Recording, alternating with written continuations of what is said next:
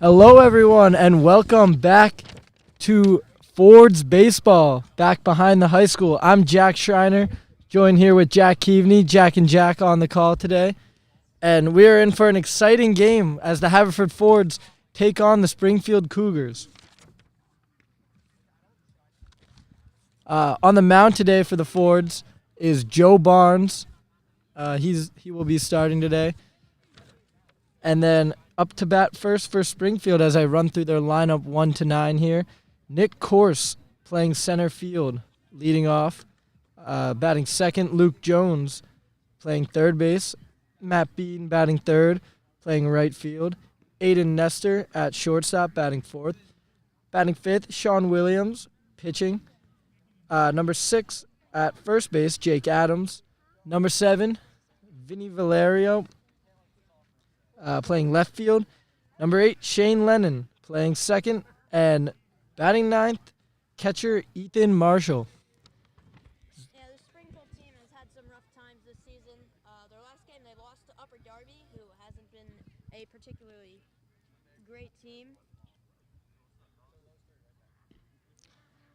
That first pitch is in there for a strike.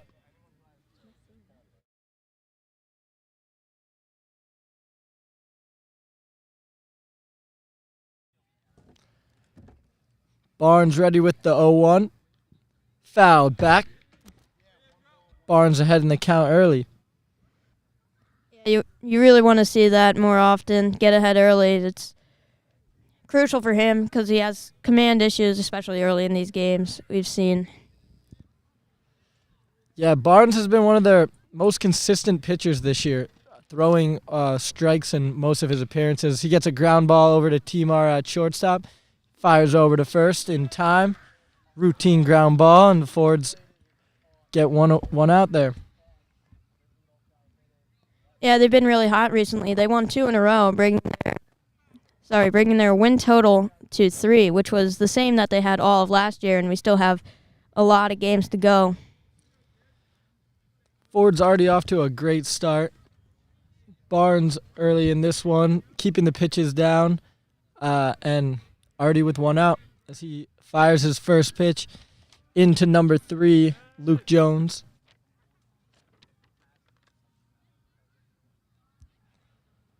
Barnes wasting no time, getting right back into his windup. That one's in there for a strike.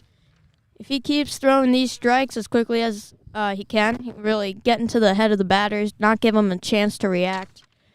See here, Jones is kicking out the dirt a little bit, trying to give himself some time before Barnes can deal again. Barnes ready with the 0-2. That misses low. Tried to slow him down there with the curve, but it is outside. It's important to note that despite recent changes in Major League Baseball, there's no pitch clock at the high school level, so they can take their time as Barnes delivers. Just misses, and the count runs even 2-2. Yeah, he throws 2 straight balls, and it really gives Jones a little bit of wiggling room there. He had him on the ropes for a few pitches now.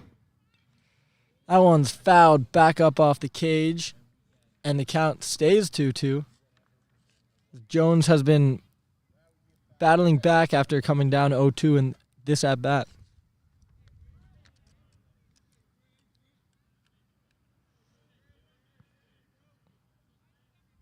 Barnes fires the 0-2. Fouled up again. This at-bat continues as Jones keeps getting pieces of the ball, making Barnes work a little.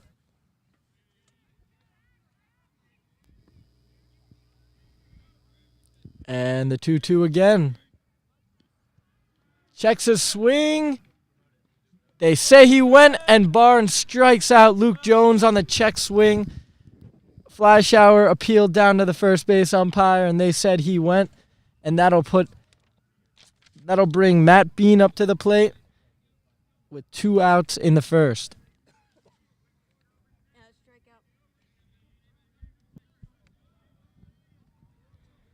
Strikeout's big there, especially it gives you now only 1 out left before your team can kind of take control and give the pitcher a good lead going into the second. Matt Bean looks at a ball low for ball 1. And Barnes is ready with the 1-0. Swung on and missed. Believe that one may have been tipped. This is a big batter here if the stats on this website are correct. He's batting .448 this season, which is really good. Especially at this point in the season. That's definitely a high batting average. Barnes leaves that one a little high. The count runs 2-1. The Fords, a little bit of a different start than last time we were here. Some early strikes, no one's on. And that one's low. The count goes 3-1. Maybe a little bit of an announcer's jinx. As I said, no walks so far. We could see one here. Yeah, we've seen this multiple times already in the first inning. An early strike is followed by a bunch of missed pitches. There's another one there. And it really loses control over the batter. And you don't want to see that, especially early. That'll put Matt Bean on first with that walk, and Aiden Nestor comes up to the plate now.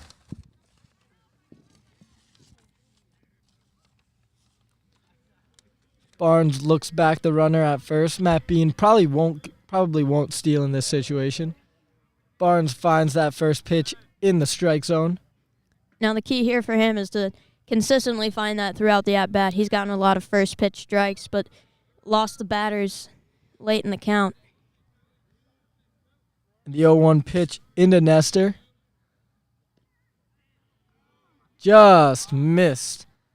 Some of the fielders out here thinking that was strike 2, but the count will run 1-1.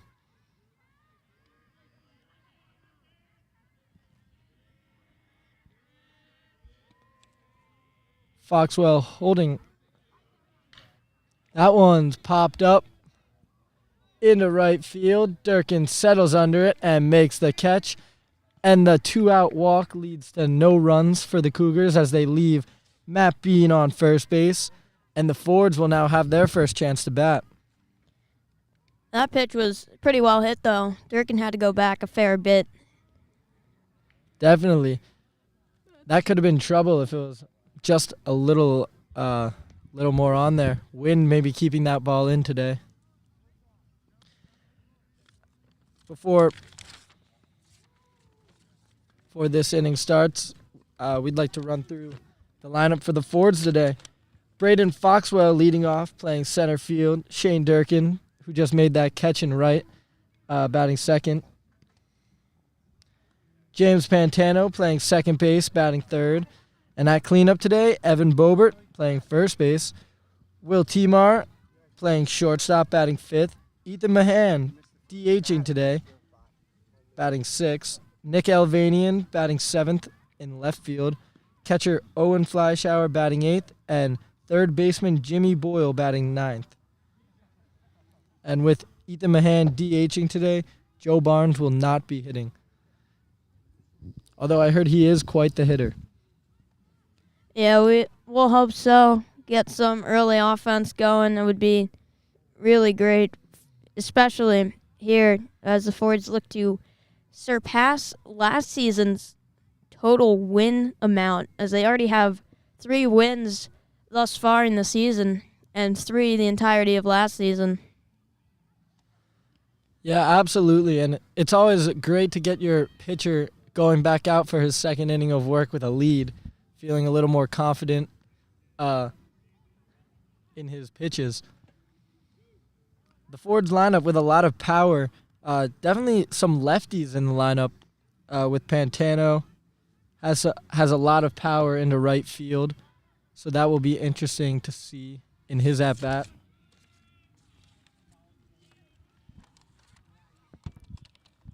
And after a visit to the mound, They look ready to go. Sean Williams will begin his first inning of work versus Braden Foxwell for the Fords. Last game we covered, Foxwell had a huge start to the game. He had a leadoff triple. Ultimately didn't help, though.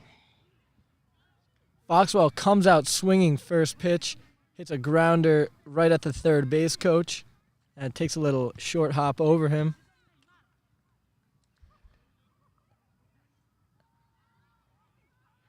Foxwell wasting no time on Sean Williams. And the 0-1. Foxwell leaves that one for a ball.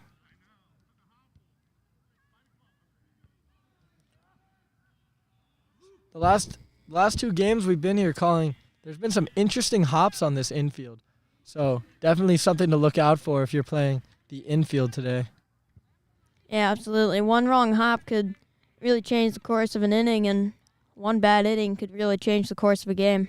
We saw a hop to Pantano last game up the middle that prevented the out from being made. Foxwell takes that one inside, and the count will go 3-1.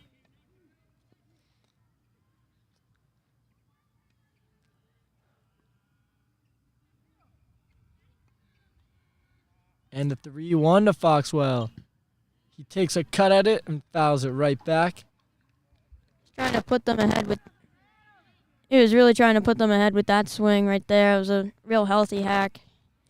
If he makes contact with that, that could be a really nice looking piece of hitting. And ready with the full count. The pitch is taken high, and Foxwell will get a leadoff walk for the Fords. Sean Williams walks one in the first. This is actually really. Sorry about that. This is actually really good for the Fords. Leadoff walk is pretty much just as good as a leadoff hit in the case that it kind of gets inside the pitcher's head. But this one kind of seems like it's on the pitcher, giving them a little less confidence going into the next batter. Durkin takes strike one there.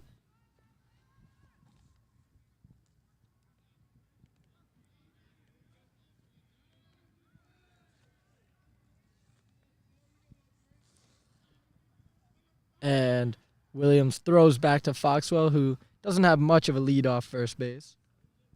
I don't think he's going anywhere as of right now.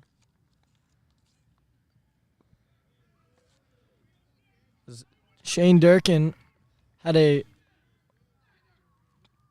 had a big freshman season as he sees a ball up and high. Or high and outside, sorry. Durkin definitely has some power to right field, as I talked about a little earlier, the right field power that this Fords lineup has with Durkin, Pantano, and Mahan. And the 1-1 to Durkin. Fouled back and off the top of the cage. Yeah, the ability to hit the both fields is pretty big, especially if there's a weak point in the defense's outfield. It could be really huge to exploit. Foxwell gets back there. After he took a bit of a larger lead, Williams felt he had to throw back to keep Foxwell honest.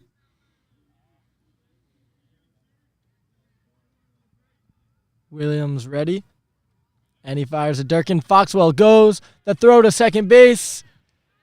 Not in time, as a bad throw allows Foxwell to steal second base standing. And the Fords now have a runner in scoring position for Shane Durkin.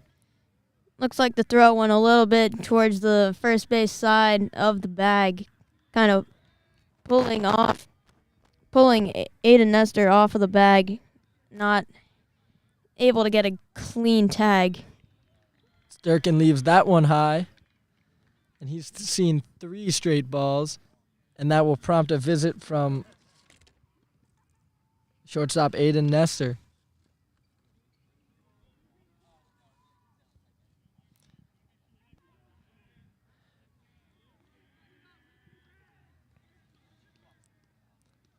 Foxwell takes his lead off second. The pitch in is low, and that will be 2 straight walks to start this game for Sean Williams. And the Fords have runners on first and second early in this one. And that brings up second baseman James Pantano, who has a lot of power to right field, and I would not be surprised if he takes a cut at the first strike he sees. It seems to me like that last pitch, he kind of started throwing right when he was looking back. Might have caused a little bit of offset on the pitch. Yeah, I noticed that. He was still checking Foxwell at second in his lead, maybe in his head a little, as he fired the first one into Pantano high. Checks Foxwell multiple times. Foxwell with a big secondary lead. Foxwell starting a little bit of mind games with pitcher Sean Williams here.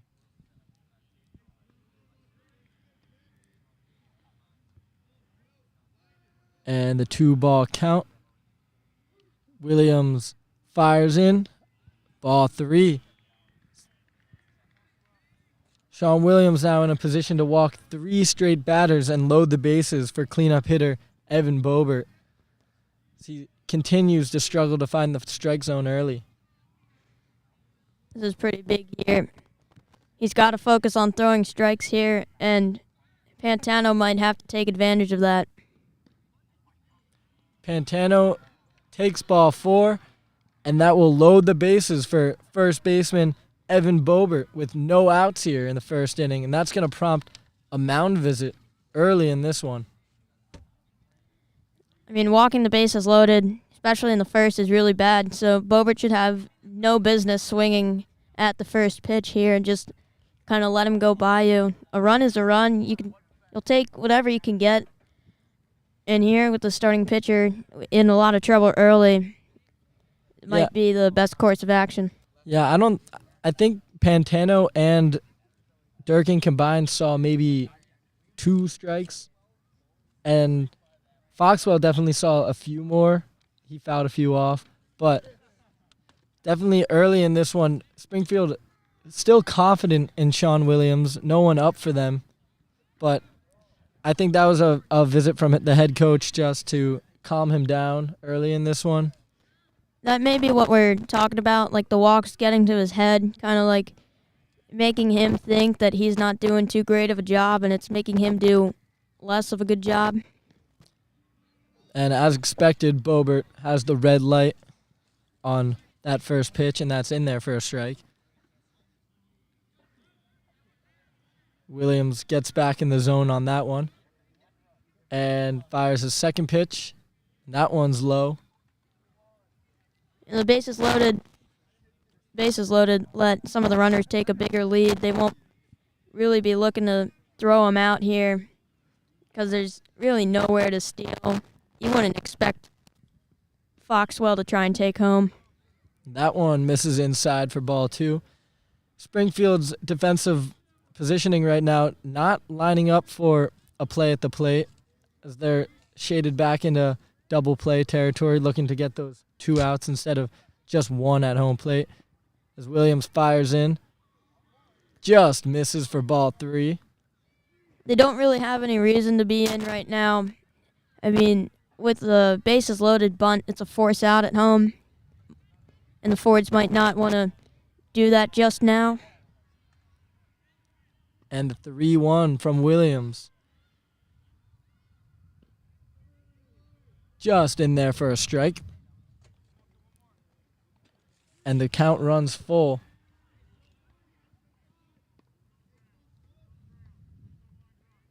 Will Bobert come through early for the Fords? And the payoff pitch. Down low, ball 4. Evan Bobert walks. And that brings in Shane Durkin, and the Fords take an early 1-0 lead.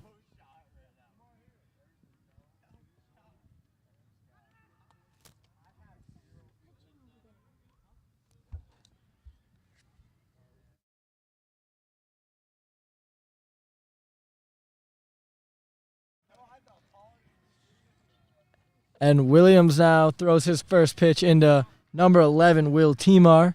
And that one is in for another ball as this struggle to find the strike zone continues here for Williams.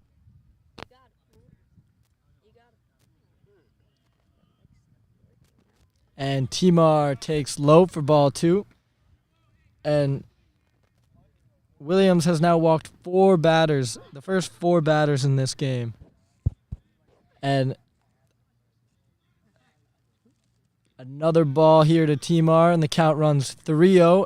And it seems to be Springfield is getting some action in their bullpen now. That was expected after 4 straight walks and the pitch count running fairly high in this first inning. And ball 4 walks another one in as Shane Durkin now crosses the plate. And the Fords take a 2-0 lead on the Will Timar walk. That's now 5 straight walks to start this game. And the catcher now comes out for another visit.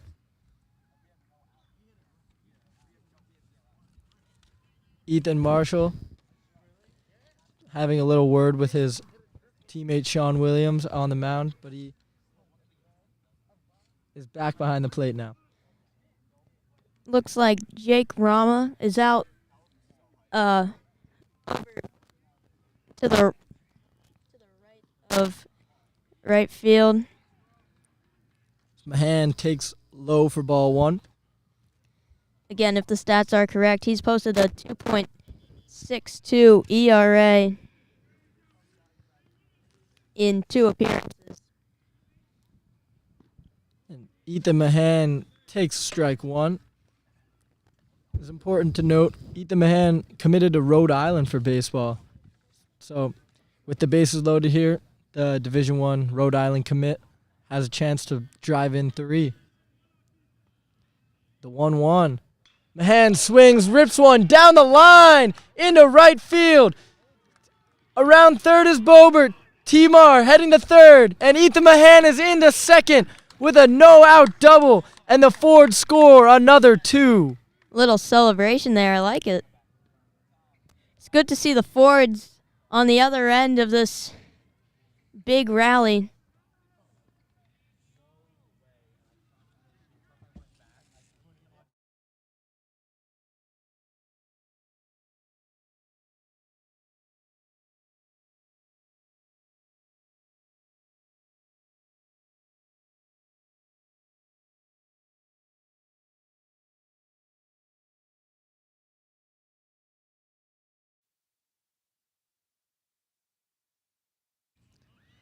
That one's hit on the ground to short, and they have Mahan in a pickle. Timar scores. Mahan racing to third. And he's safe at third under the tag. As Mahan gets out of a jam there, that brings Elvanian into second. And Mahan avoids the tag. And the Fords take a 5-0 lead. The Fords continue to put on the scoring early in this game.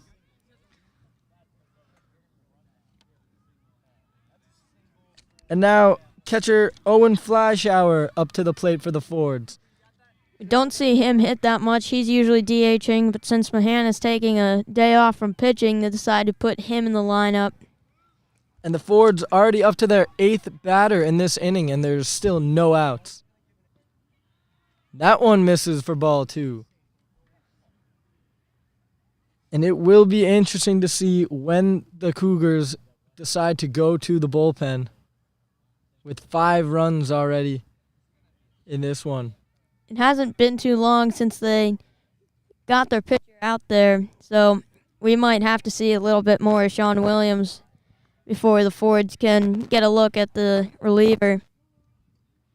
That one is in there for a called strike, and the count goes 2-1 on Flyshower. Williams delivers the 2-1 in there for a strike, and the count runs 2-2. it seems that the Haverford batters are not wanting to swing at pitches that are close, as they've seen the struggles with the command so far. That one misses low, and the count will run to a full 3-2. Big here to protect. Don't want to get too greedy, though. You still have no outs. This could be an even bigger scoring opportunity, but it's high. Another walk issued by Williams. I believe that's the 6th walk of this one, and the 3rd mound visit of this inning, and this is the day for Sean Williams. His final line going no innings on the scorecard, and then allowing 5 runs. He faces 8 batters and retires none of them. This is one of the best starts we've seen this year for the Fords, with 5 early runs, taking advantage of the walks, and then, of course, Mahan's 2 RBI double. Yeah, they had.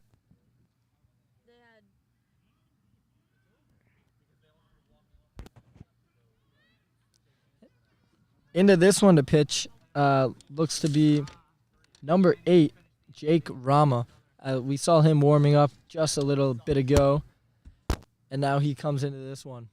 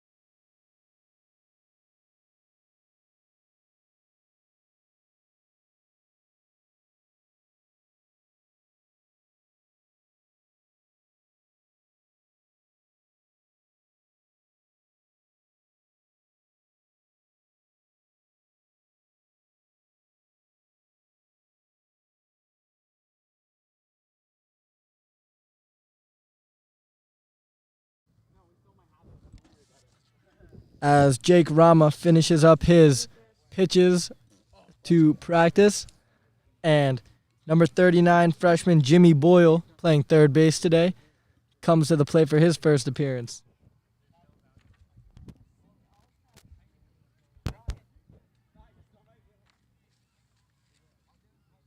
Fords with 2 hits in this first inning and 6 walks.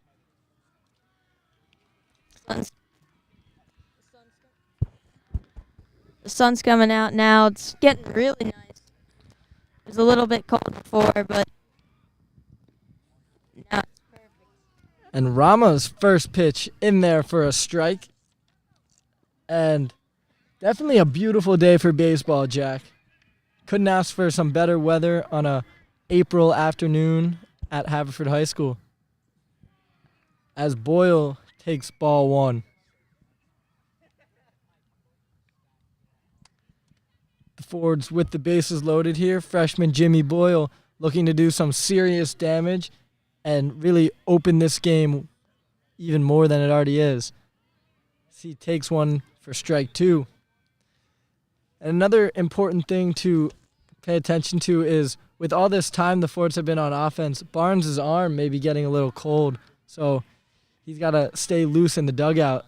As Boyle hits one down the line, fair ball into the corner, right over to us. Left fielder has trouble with it, gets it in. And Jimmy Boyle with a 2 RBI double down the line. And that one came right over to our scoring table as Vinny Valerio in left field had to make a play on that one. right in front of us. Freshman Jimmy Boyle comes through for the Fords. And that brings the top of the order up with Braden Foxwell for his second at-bat today. And the Fords with a 7-0 lead with no outs here in this first inning. Foxwell takes ball one.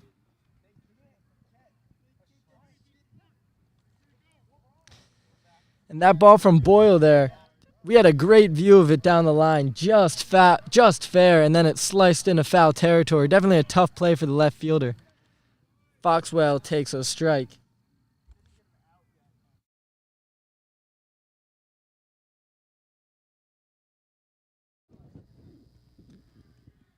And Foxwell ready for the 1-1 with runners on second and third. Just ahead of a breaking ball there, and that is strike two. Foxwell today with a walk here earlier in this first inning. And the 2-2 here. Inside, and Jake Rama will run the count full.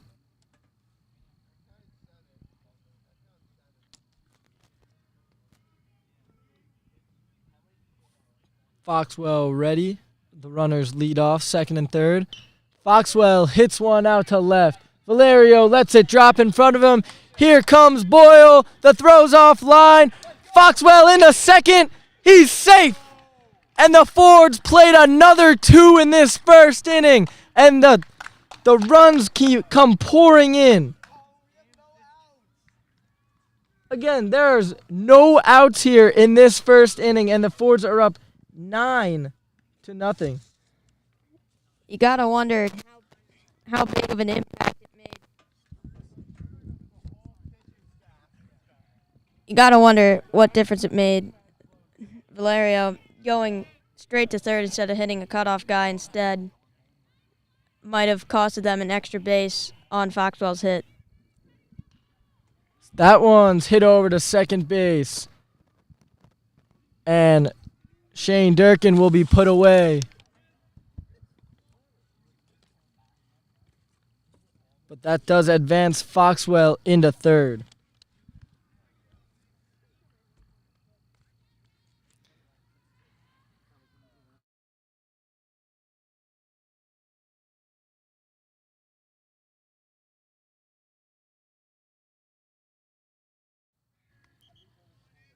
And Jake Rama's first pitch into Pantano is taken for a ball. And the Fords finally recorded their first out of this inning with that ground out from Shane Durkin. But only one out as Pantano takes that one for ball two.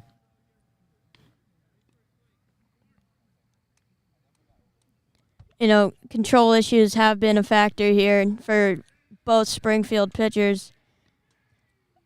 You got to wonder how many they have to use today. If things keep going the way they are, we might have a peculiar pitching situation. And Pantano with the 3-0 count looking possibly for his second walk of this inning. As the 3-0 is in there for a strike, and the count goes 3-1, and Barnes loosening up again behind the Fords dugout, trying to stay loose through this long bottom of the first. And 3-1 to Pantano, hit on a rope into right field, and that one's going to the wall. Pantano rounds, coming into second, and he's there. RBI double James Pantano, and the Fords continue to put the runs on the board. 10-0 in this first inning.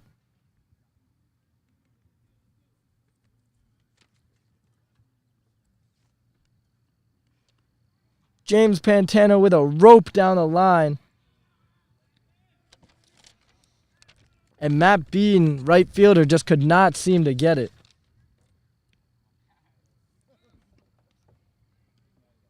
And Rama steps off the mound there.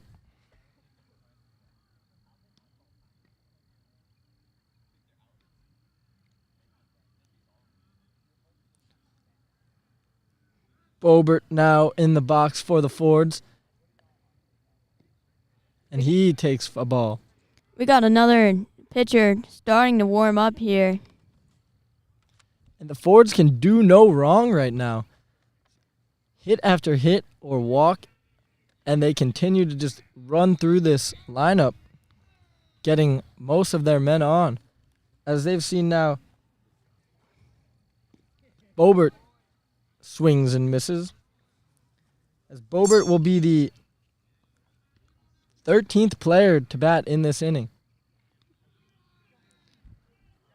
With just one out, James Pantano on second. Rama delivers the 2-1. In there for strike two. The count now 2-2.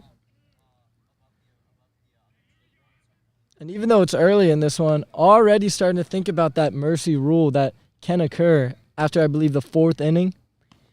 Yeah, they're already up 10, and As Bobert hits one on the ground to second, and that will put him away for the second out of this one.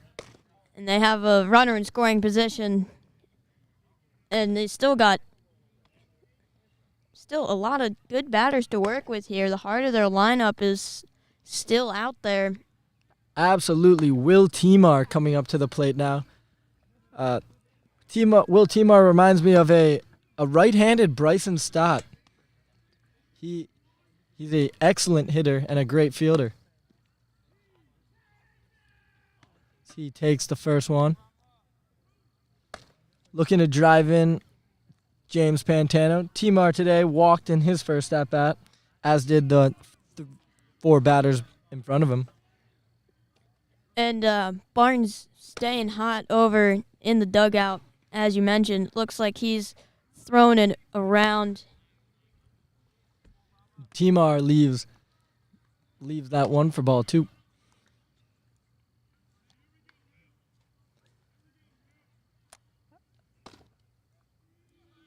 As that one's in there for ball three.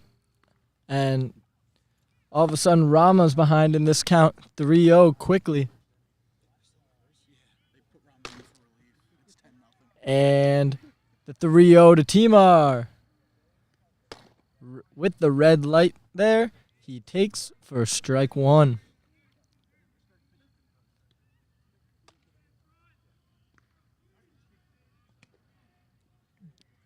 Timar ready with the 3-1 from Rama. Down the third base line and foul. That one was foul all the way. And the count runs full 3-2 on Will Timar here in this first inning with 2 outs. Jake Rama with an opportunity to get his team out of this one. And the 3-2. Called strike 3, and Jake Rama retires Will Timar for the third out of this inning. But the Fords do not get retired until they played across 10 runs. And Barnes will now come back out on the field with a 10-run lead.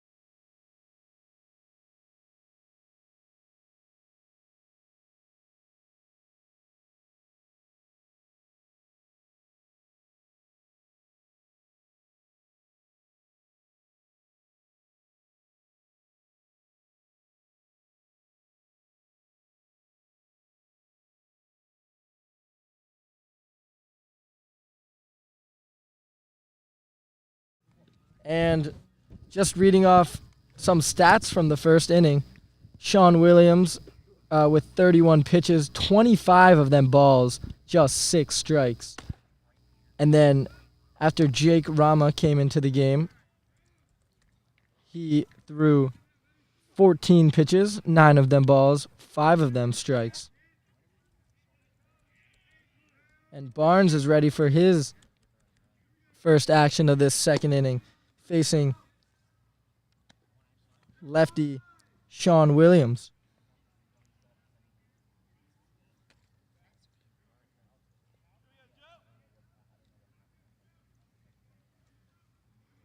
There's a little bit of command issue on that first pitch. Hopefully his arm hasn't gone out in that long rally in the bottom of the first. That one was in there for, I believe, a strike.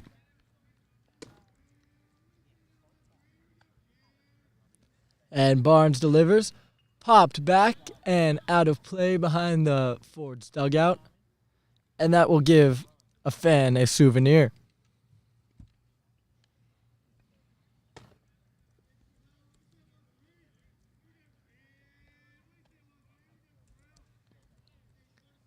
And Barnes' pitch is in there.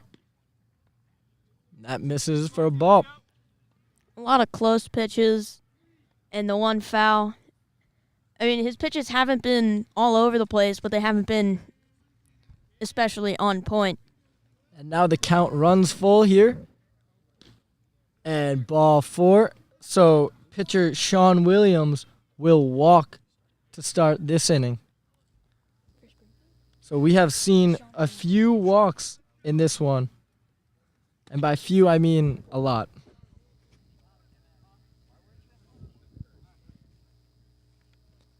As up to the plate for the Cougars now is first baseman Jake Adams.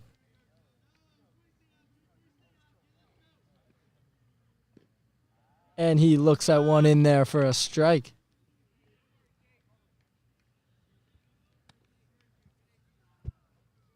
Barnes gets back on track there, throwing a strike after the leadoff walk. And his second pitch into Adams. Misses for a ball.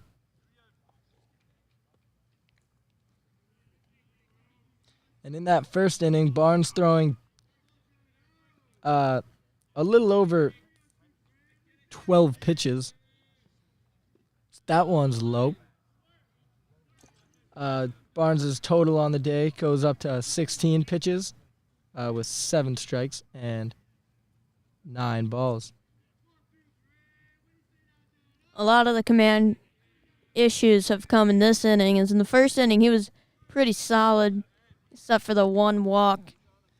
As Adams way ahead of the breaking ball there, and the count will run full 3-2.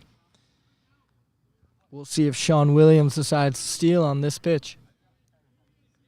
And the 3-2 over to third base.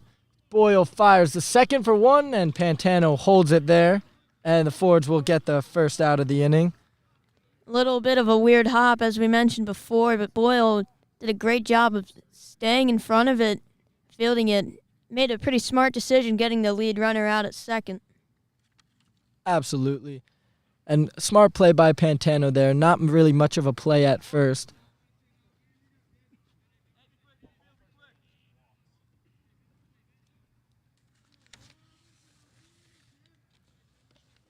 And Barnes fires back over to first.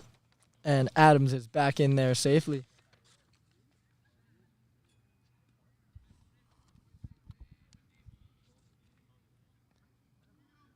Batting for Springfield is Vinny Valerio. And he pops one up to Boyle at third base. And he makes the catch. Boyle busy here early on in this one. Back-to-back balls hit right to him. And that will bring up Shane Lennon to the plate.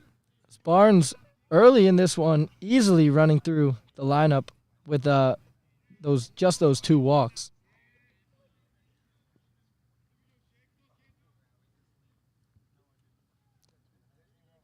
And Barnes' first pitch to Valerio is a ball.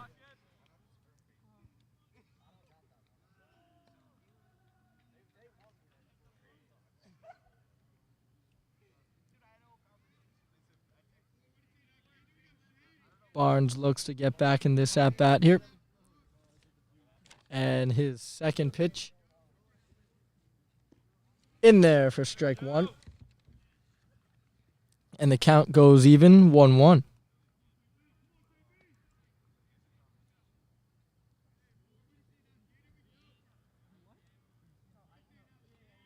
Adams with a lead off first base. Barnes fires in. And the curveball's in there for a strike two. And now the Fords with 2 outs, 2 strikes in this second inning. That was kind of a hanging breaking ball, but... And the 2-strike pitch is low, and there goes Adams over to second as that ball gets away from Fleischauer. And the count runs 2-2 here on Vinny Valerio. Or I'm sorry, Shane Lennon. And the 2-2 from Barnes. He checks the runner on second and fires. And the breaking ball is high. For ball 3. The breaking balls that he is throwing are really slow. You can kind of tell when they're going to be off speed. You got a lot of time to prepare for them, at least like compared to the faster pitches. And I'm surprised that Lennon hasn't taken advantage of them, even though that second one was a little high. And Lennon fouls that one back. The thing with Barnes, though, is he definitely knows when to throw his pitches, as we've seen in this one a few times, and I've definitely seen it in a few of his other outings.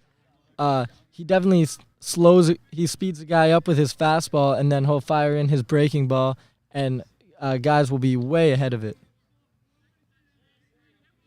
And the 3-2 fouled back again, and Shane Lennon continues to battle against Barnes in this at-bat.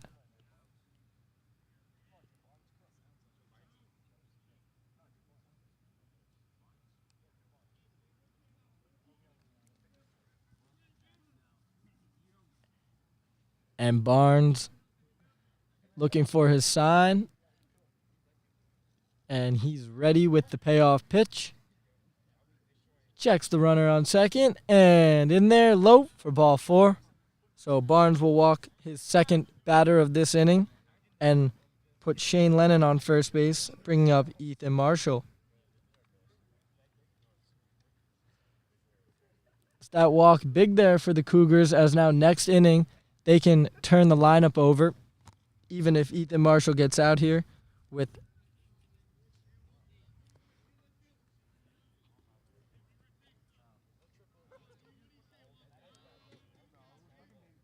Barnes looking to get back on track and escape this inning with no runs after these 2 walks. He fires in the first pitch to Marshall, and it's in there for a strike. Big first pitch there. Puts a lot of pressure on Marshall to try and get back in the count while still trying to protect since he's behind. And Barnes' second pitch. Breaking ball in there for strike 2. And Barnes quickly ahead, 0-2.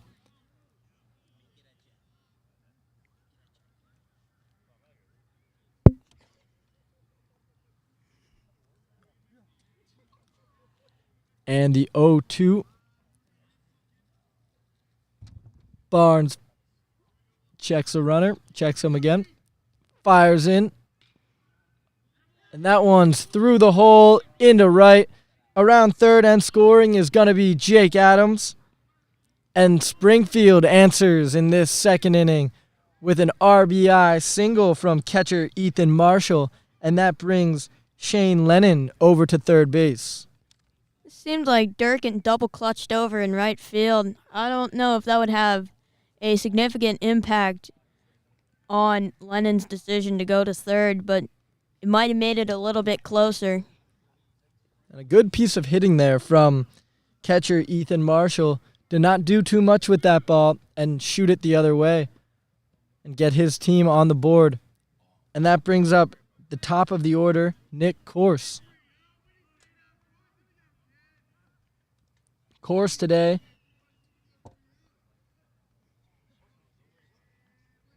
is 0 for 1. He takes ball 1.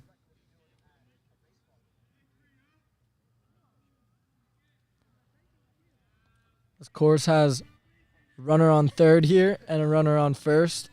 Double could score both of them. As a grounder over to Pantano at second, he fires over to Bobert at first and in time. And that will end it for the top of the second. Springfield gets 1 run in from the RBI single from Ethan Marshall after the 2 walks. And we head to the bottom of the second with the score 10-1.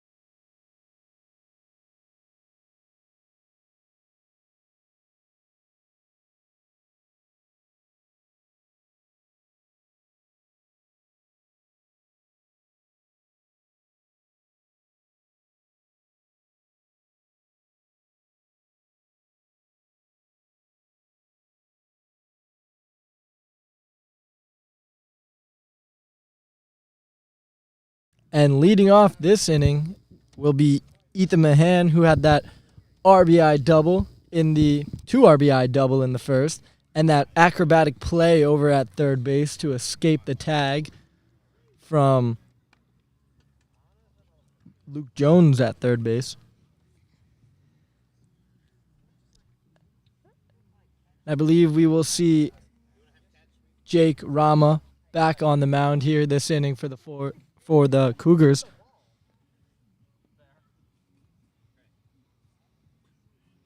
Number 10, Colin Trude, is now warming up in the bullpen. This inning goes anything like the last one, we could be here for a long time. Definitely is. Mahan steps into the box looking to add on to his 2 RBI day. I don't think being here a long time under these circumstances would be too bad. And first one to Mahan is low.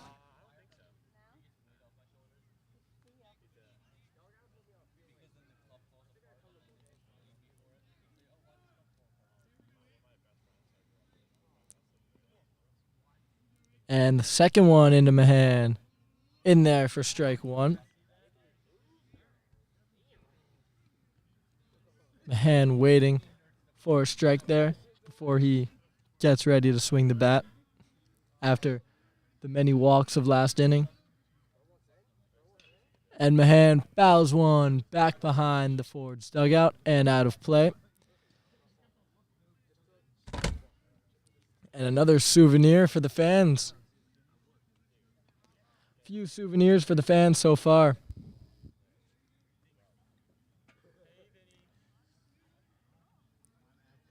And the 1-2 to Mahan. He takes outside for ball 2. And the count goes 2-2.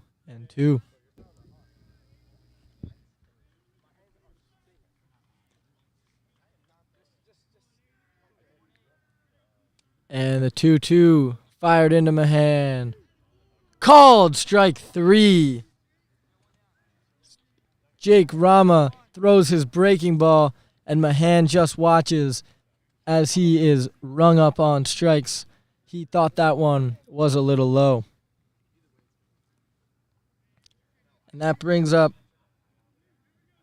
Nick Alvanian, who had a single in his first at-bat that brought in a run.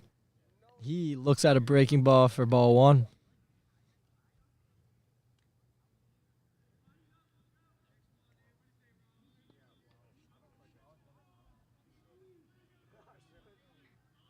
And the second one in there for a strike to Alvanian. And the Fords lead off the second inning a bit different than the first one. It took them 10 batters to get an out in the first inning. And Alvanian rips one down the line, foul, coming right over to us here. Just foul on the right, on the left field side, right next to the scoreboard.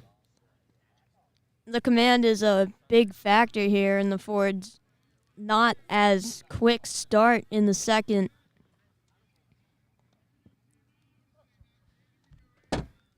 As Jake Rama throwing a lot more strikes here, not allowing the Fords to get free base runners. Alvanian hits one into center, and that drops in for his second base hit of the day. And Alvanian with two singles in 2 innings.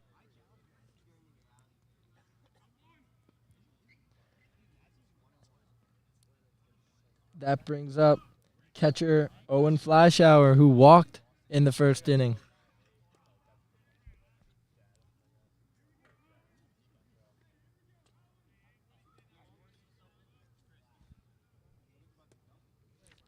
Alvanian growing his lead off first.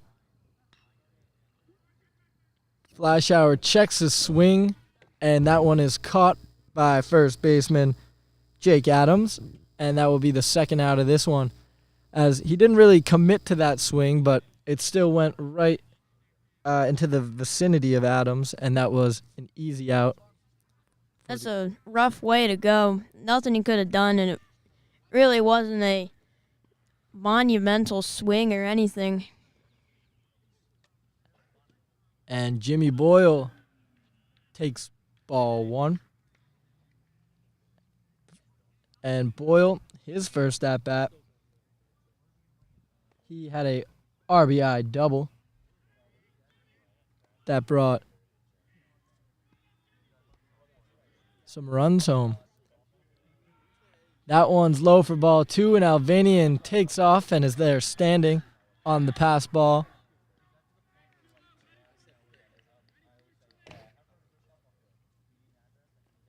And that will prompt a mound visit from Ethan Marshall to his pitcher, Jake Rama.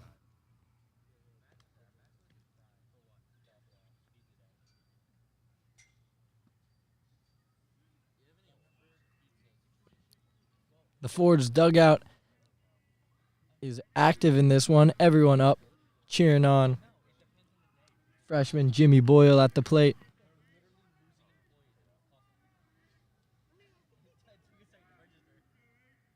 And Rama fires. And Boyle takes for strike 1. And the count runs 2-1 on Jimmy Boyle.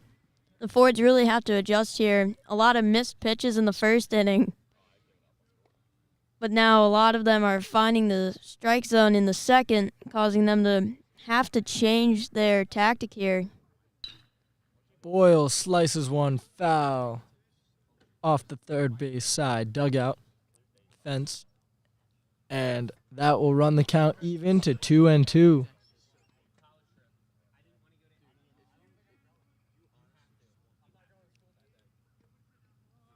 Boyle here with another chance to drive in another run. Alvanian leads off second.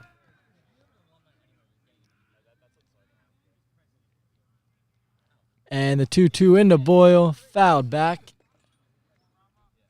as the freshman continues to battle in this one.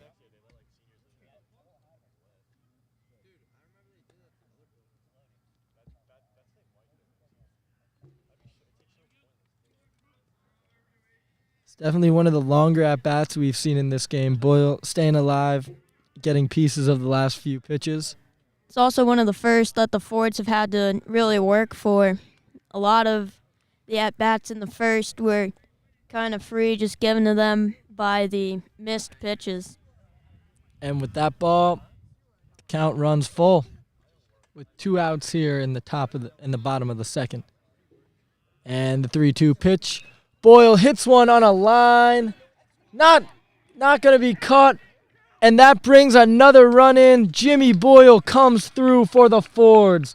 11-1 now as that one hit into center field. Jimmy Boyle with 2 hits on the day in just as many innings. Good job cutting that one off by course. Prevented Boyle from going to second or even farther. Yeah, I wasn't sure if that ball was going to get through the gap in right center, but it definitely died a little on the grass and only allowed Boyle to get a single out of it, but nonetheless, an RBI single and another Fords run. As Foxwell hits one, that one's out of play, foul.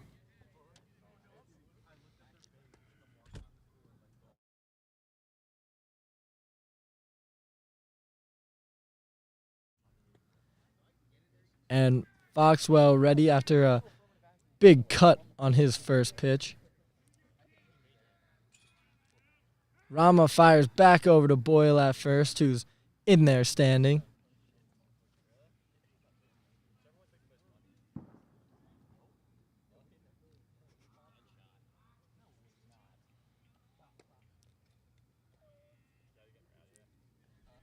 Rama delivers into Foxwell, who gets a piece of it, but definitely very early on that off-speed pitch.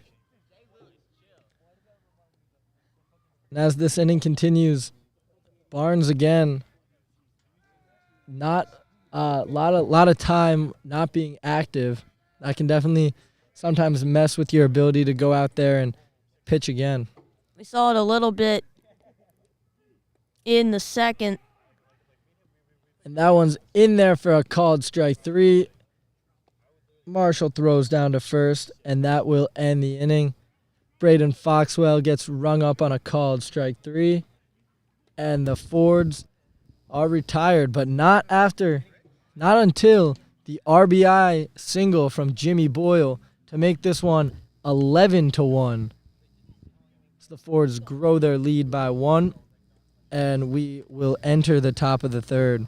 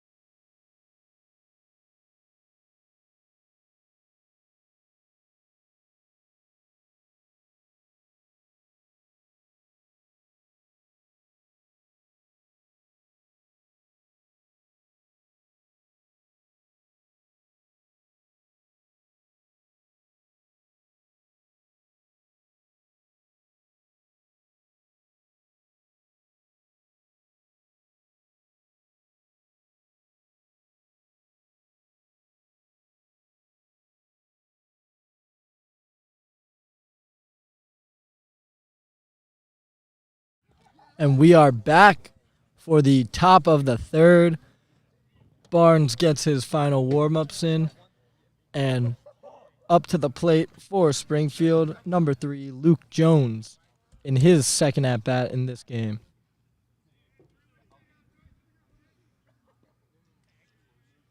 Jones today 0 for 1.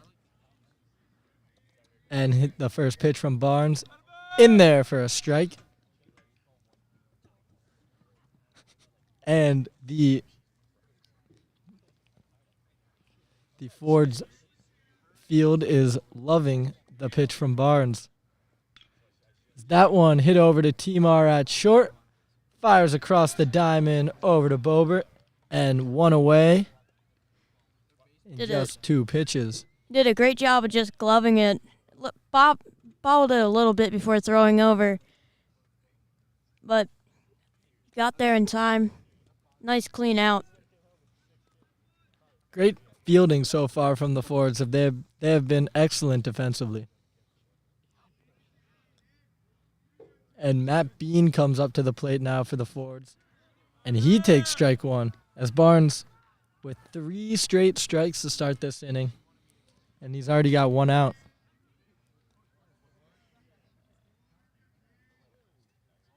And his second pitch to Matt Bean is low and inside for ball one.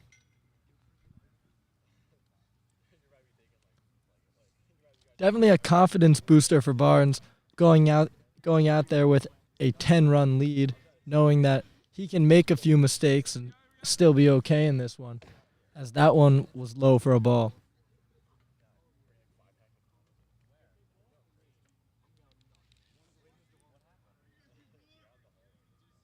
And Barnes is ready with the 2-1. On the ground, foul on the first base side. And the count runs even 2-2.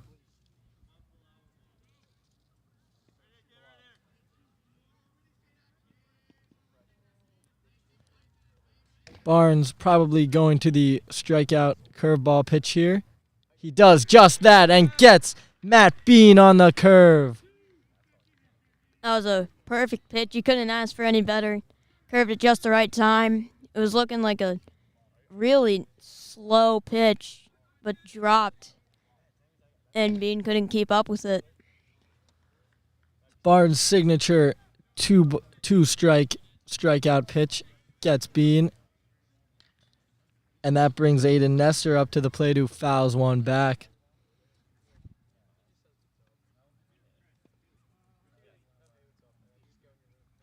Hitters this year have continued to struggle against Barnes' curveball. And the 0-1 is low.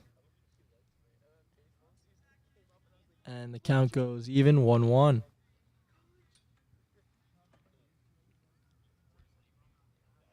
Aiden Nestor today is 0 for 1.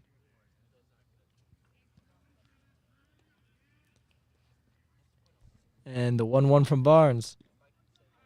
Fastball in there for strike 2. And will we see the curve again here? I think we will. The 1-2 from Barnes. He does throw the curve just past the sliding Jimmy Boyle into left. And that's going to be a 2-out double here for Aiden Nestor, as Boyle just missed that ball at third. Tough play. And that brings up Sean Williams to the plate.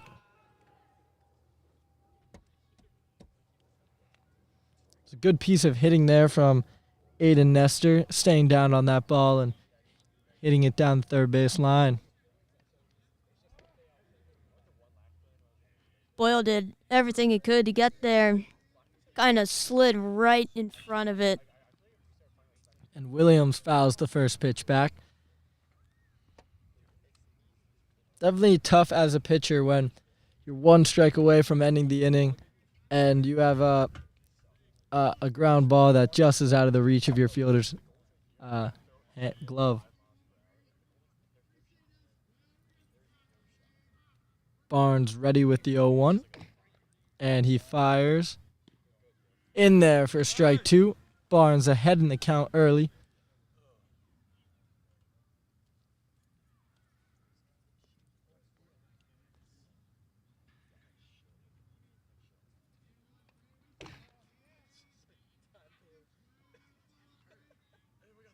Barnes fires the 0-2. Swung on just fair into left field and over to the corner.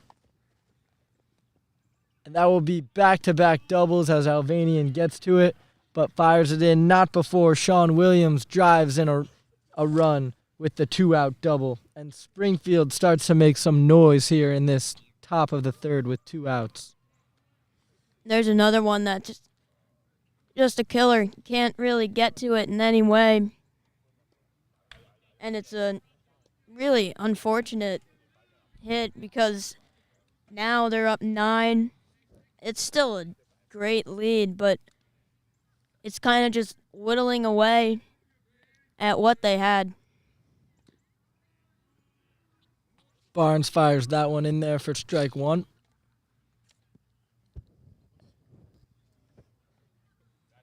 Springfield looking to continue on this 2-out rally with Another double here. And that ball is lined into right field. Durkin lets it drop, and that will bring across the plate Sean Williams, and an RBI single from Jake Adams gives Springfield their third run of the game. Good piece of hitting there from Jake Adams. Springfield hitters today not afraid to go the other way. So we've seen them hit to all fields. And Vinny Valerio now comes up to the plate. Shows bunt. Just completely messed with that. Leaned forward quite a bit. Tried to start running out of the box too soon. Didn't make any slight contact.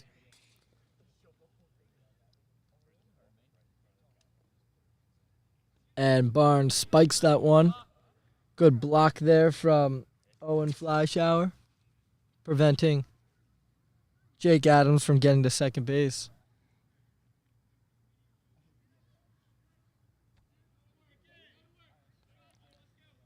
And this 2-out rally for the Springfield Cougars has reinvigorated their bench. As Barnes called for a balk there. And the balk will bring Jake Adams a free ride to second.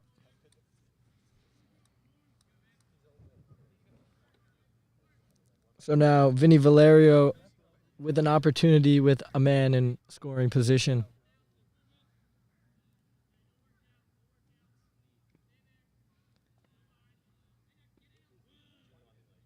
Barnes checks the runner. Fires in, swung on and missed by Valerio.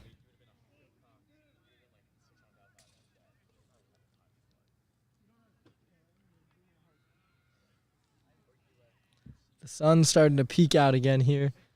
Definitely a glare here in left field. That could play a factor for any balls hit down this way. Just missed for a ball.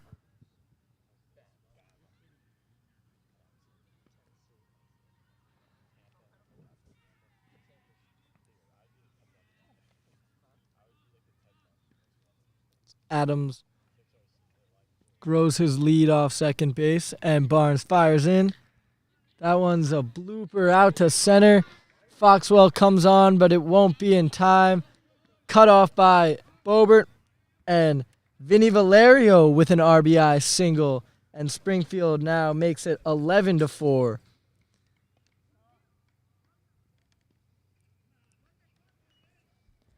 They're just scrapping together hit after hit with 2 outs in the inning as well.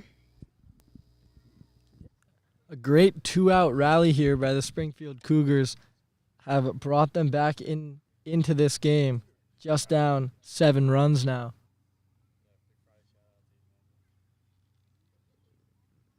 And that prompts a mound visit for the Fords. No one up so far for the Fords. So I think they trust Barnes to get out of this one. He just needs 1 out, and he will face Shane Lennon.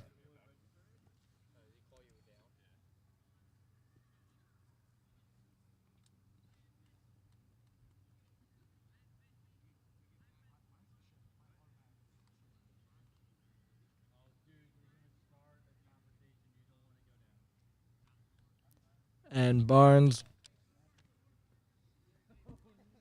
is ready after the mound visit.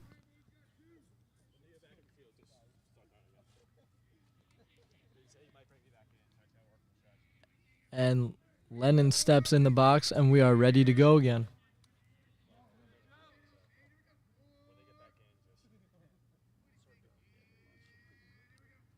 First pitch to Shane Lennon. Stealing from first is Vinny Valerio, and the throw not caught. And Valerio will take second. Definitely had a chance to get him there with a good throw, but just a little collision on the slide with the glove and the ball, and he reaches safely. Yeah, if he hung on there was definitely a chance to get out of it. So now Springfield has another man in scoring position in this inning. And that one's taken by Lennon for a ball.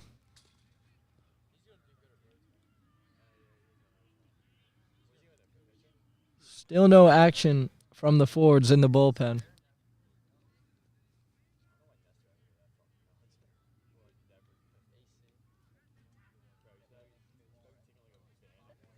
Barnes is ready, and he fires.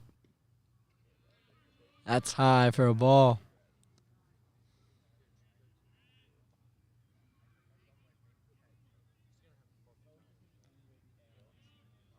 Barnes struggling a little here with his command.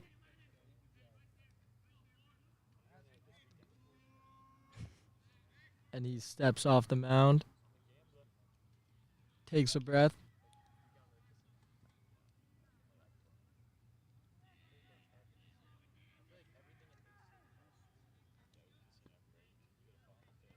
And Barnes is ready. Checks the runner and fires. Foul tip swung on and missed.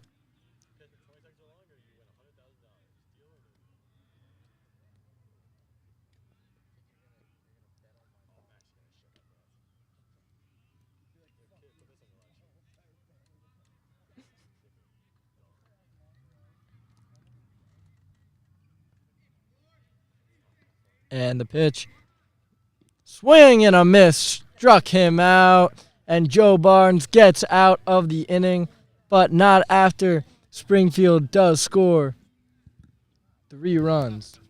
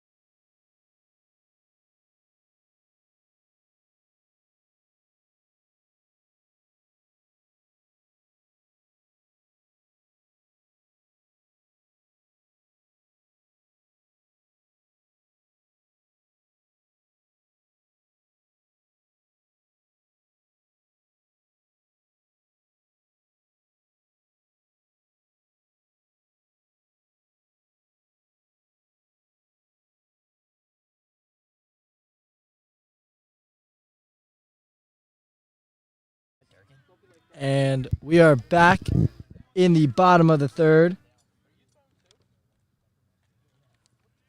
Batting for the Fords here, Shane Durkin. Durkin hits one into center, and it will fall in for a base hit. Shane Durkin gets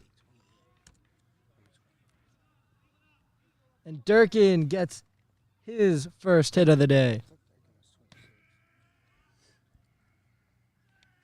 That brings up James Pantano, who had an RBI double in his last at-bat.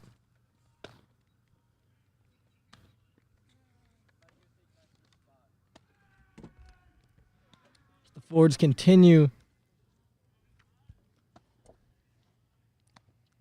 pile on the hits here.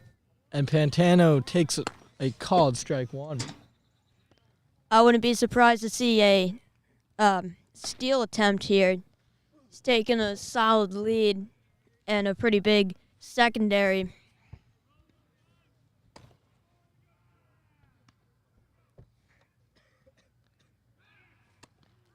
And that they may be concerned about the same thing as Rama throws over to first base there, keeping the runner in check.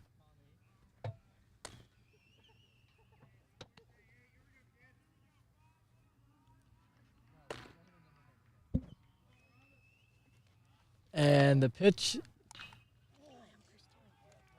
Deep fly ball. And caught.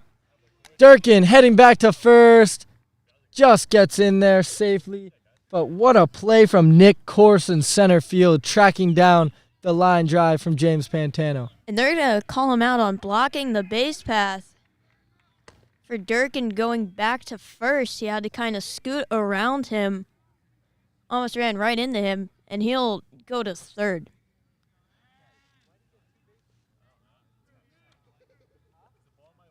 Shane Durkin gets to third there after the collision over at first base.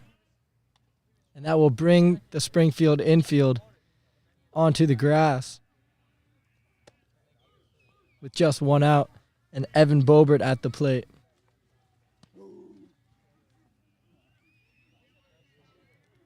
And the first pitch into Bobert, taken low for ball one. Definitely a big turn of events there, as even though Pantano got out, Durkin's still able to get over to third from that play that you don't see too often. And the second one is swung on and missed.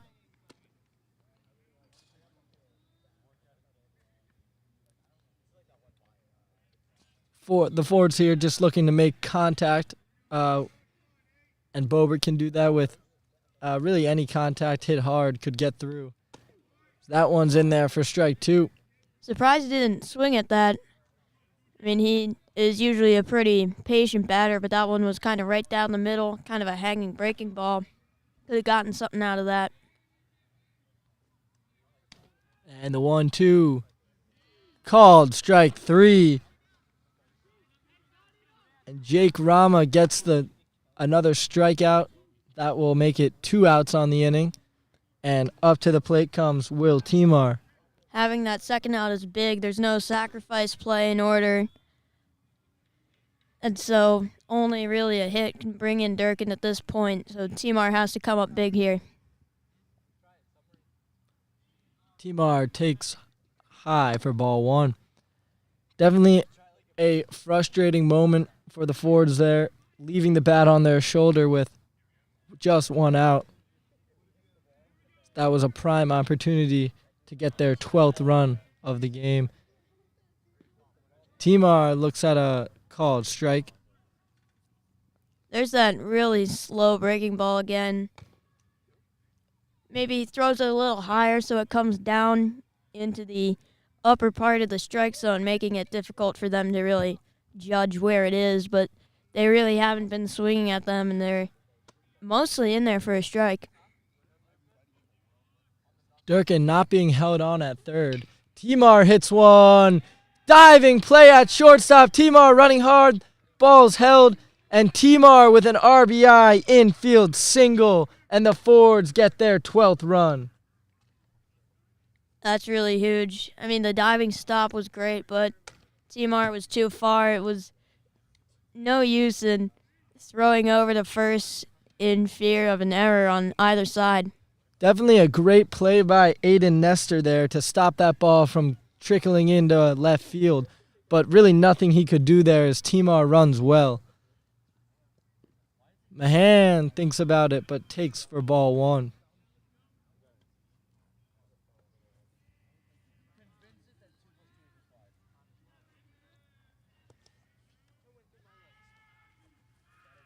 So the Fords now get one of the runs back. And that one's in there for a strike.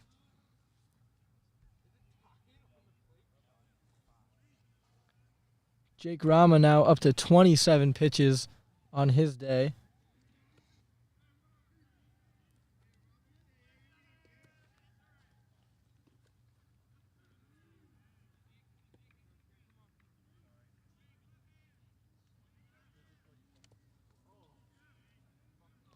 And some activity from Springfield in the bullpen right now. Rama's thrown 2 innings out. And Mahan takes low.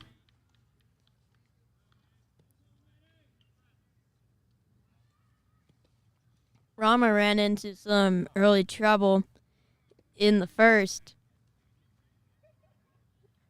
But since then, he's been pretty solid, giving the bullpen a lot of time to warm up. And the pitch to Mahan swung on and fouled off him. And that will be strike 2.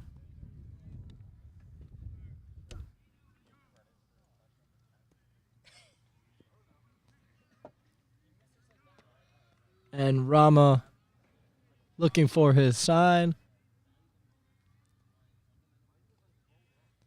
And he steps off.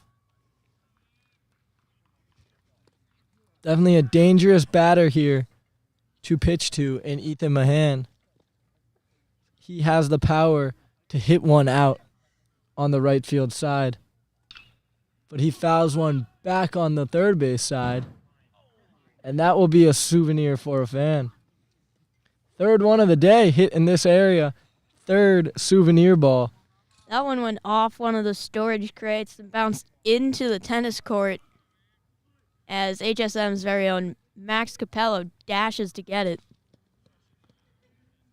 And the pitch to Mahan. Timar goes. The pitch is high, and Mahan walks. And that will bring up Nick Alvanian with a runner in scoring position.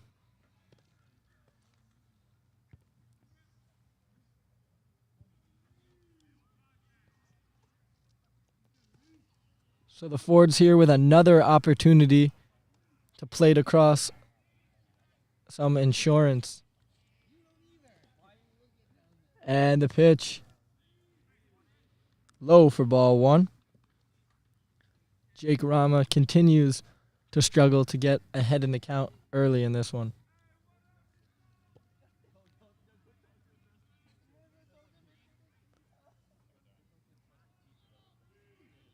Rama checks the runners and fires his second pitch. And that one smoked down the line. Foul coming right toward our table here on the third base line. Our cameraman got a little scared there as the ball rapidly approached right where he was standing. That one was hit on a line. Kind of sliced towards them, too. It started out more in play and just cut and cut until it was right in front of him. And Alvanian takes strike 2.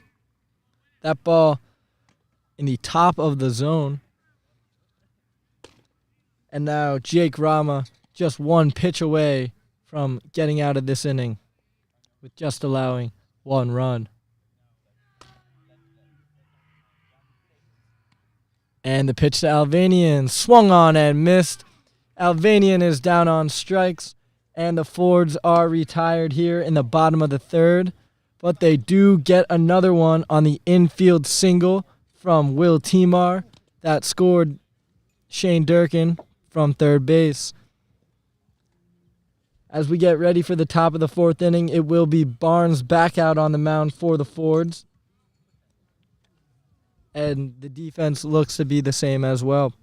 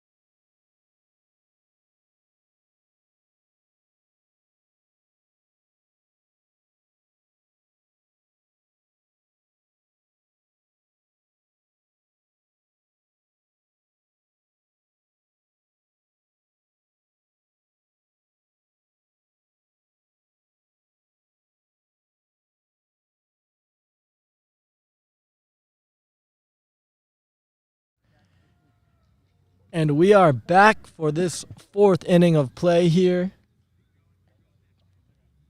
The Haverford Fords versus the Springfield Cougars is currently 12-4. Haverford leads. And Barnes is ready to go and facing catcher Ethan Marshall in the 9 spot. Marshall shows bunt, bunts one down the line. Tough play for Boyle, and he holds it. And catcher Ethan Marshall will get his second hit of the day on a nicely placed bunt down the third base line. Nothing really Jimmy Boyle could do there. It was a good decision to hold, too. It would have been a very risky throw. Ethan Marshall running very well for a catcher. Not really much you could do there with the way that bunt was placed and the way it just died on the infield grass. And that brings up the top of the order in Nick Corse. He shows bunt, but pulls back for ball 1. And now Jimmy Boyle up on the grass at third.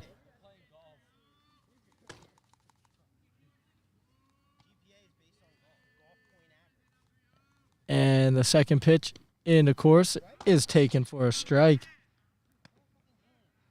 And the Fords shaded over for the double play ball right now. Nick Corse definitely runs well, so that would be hard to turn, but a very hard hit ball could make it possible. Boyle's also playing in the passed ball. Gets the runner to second. Ethan Marshall able to advance into scoring position there, standing up. And now Nick Corse finds himself in a situation to get another runner for Springfield home. And shows bunt again, pulls back, but it's in there for a strike. And now the count is 2-2 on Nick Corse.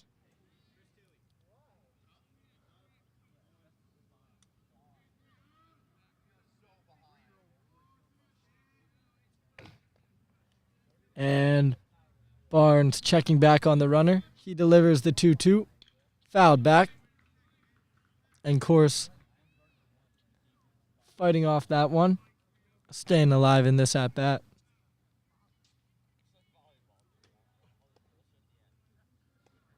The temperature has definitely decreased since the beginning of this one as the sun has gone away behind the clouds. But it's still a great day for baseball out here.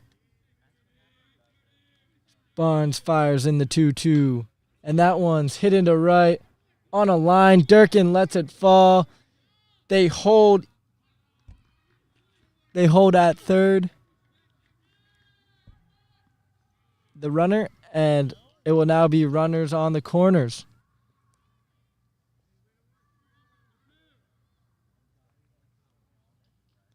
And running right now is number 27, Jason Spaccarelli.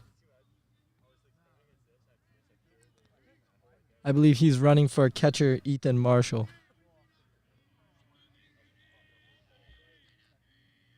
And Luke Jones comes up to the plate with runners on the corners. No outs.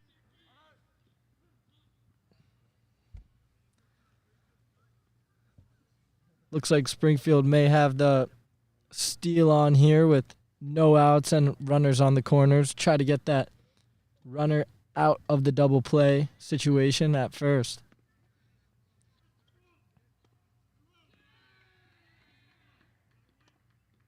And the home plate umpire calls Barnes for a balk there.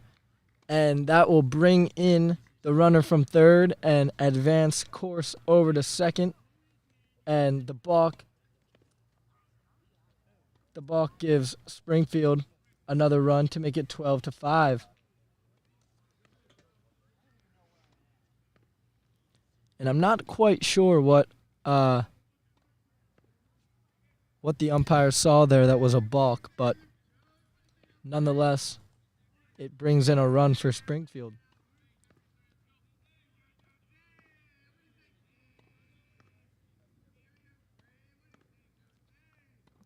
And Barnes is ready with the pitch.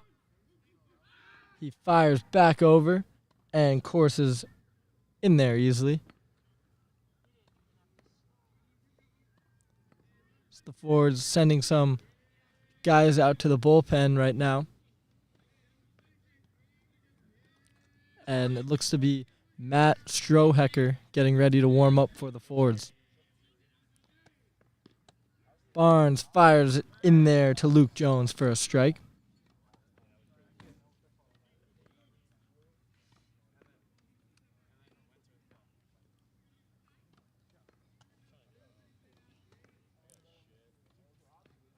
Time is called by Luke Jones. And Springfield has managed to hang around in this game after going down early. Yeah, 10-0 deficit is definitely not something you would want, especially early in the game, but they've managed to scrap together a few runs here and there and really assert themselves as a contender in this game. Absolutely, with just at 7 runs here in the top of the fourth and no outs. They're threatening to score another here, possibly a few more in this inning, and just continuing to chip away at this Ford's lead.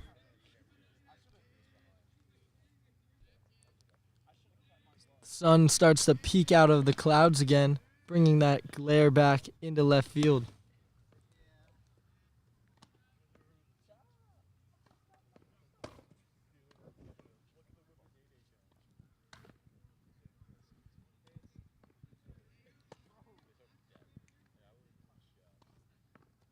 Barnes looks for his sign now. And fires. Fouled off. Barnes had him fooled on that one, but he was able to get a piece of it. Yeah, command doesn't seem to be quite an issue here. A lot of these pitches are finding the zone. Springfield is able to put bat on ball and send them places they want to.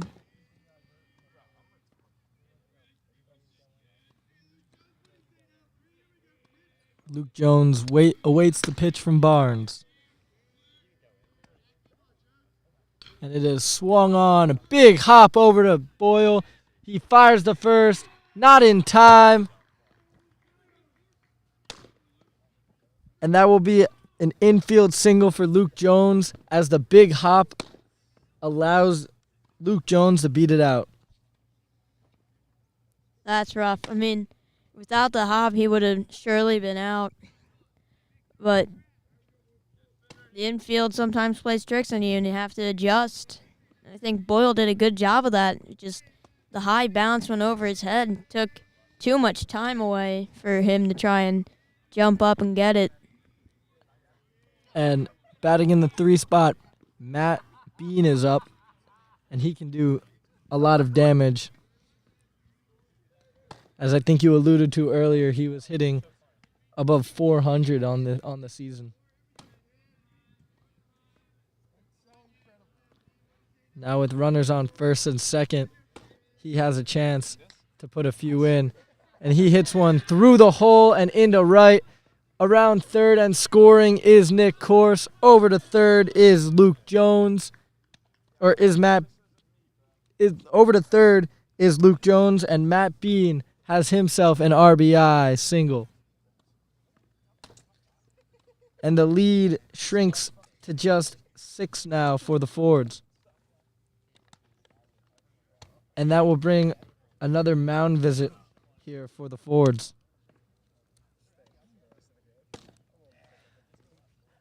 As that ball went just through the hole on the right side of the infield and in to right field.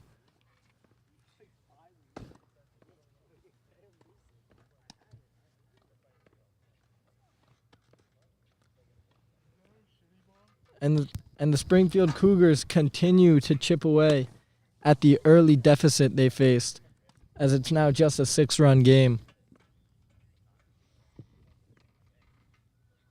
With, if you scrap together these kinds of hits all in a row, I mean, it's destined to go somewhere, and we still have quite a bit of game left.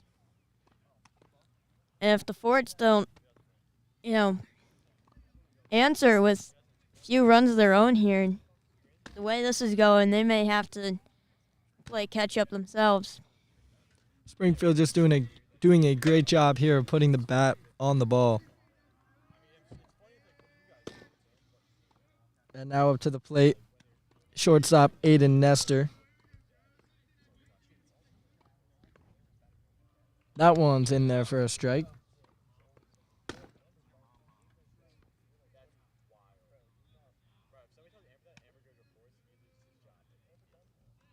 Nestor is 0 for 2 on the day so far.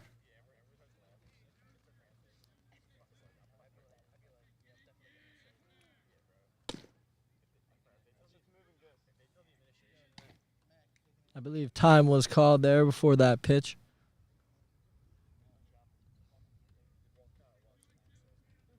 Springfield again with runners on the corners. Still no outs in the fourth inning. As Matt Bean takes second there. No throw from Fleischauer to keep the runner over at third. And now the double play ball is out of order. And Springfield has 2 more runners in scoring position. A single could potentially cut this to just a 4-run game.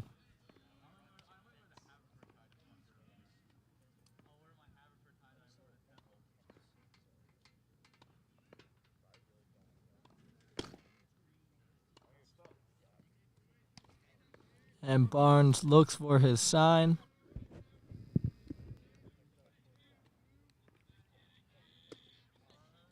He fires in.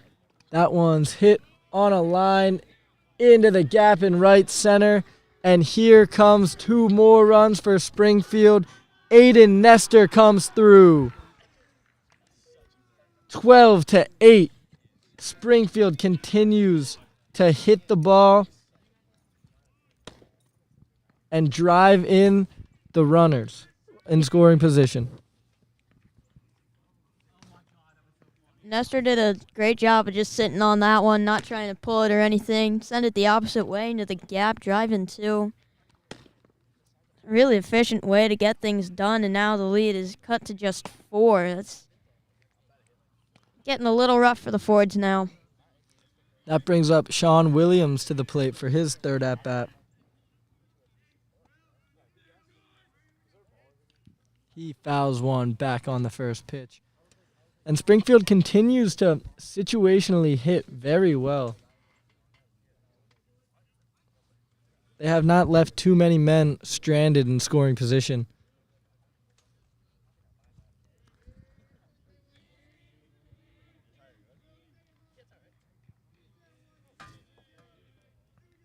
And the 0-1 from Barnes. It's low and going to third, and out by a mile is Aiden Nestor, as he had no shot there with a great throw from Fleischauer.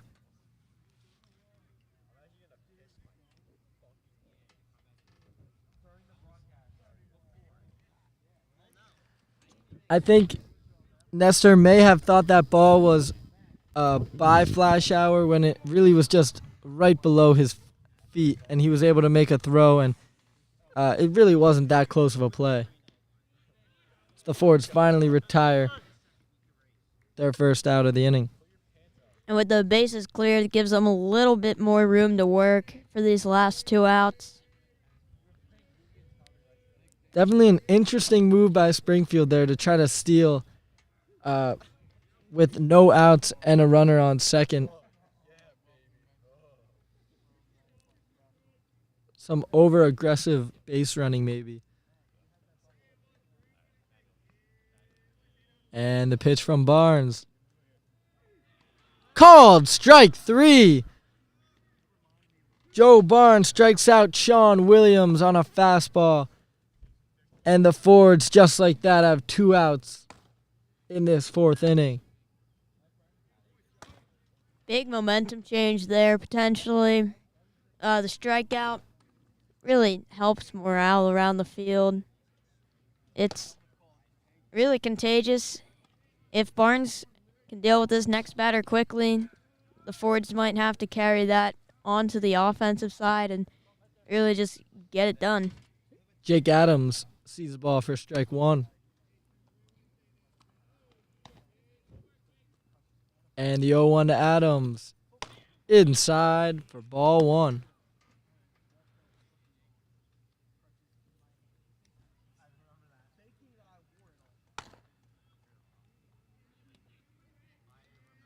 And the 1-1 into Adams. Breaking ball in there for a strike. And the count runs 1-2.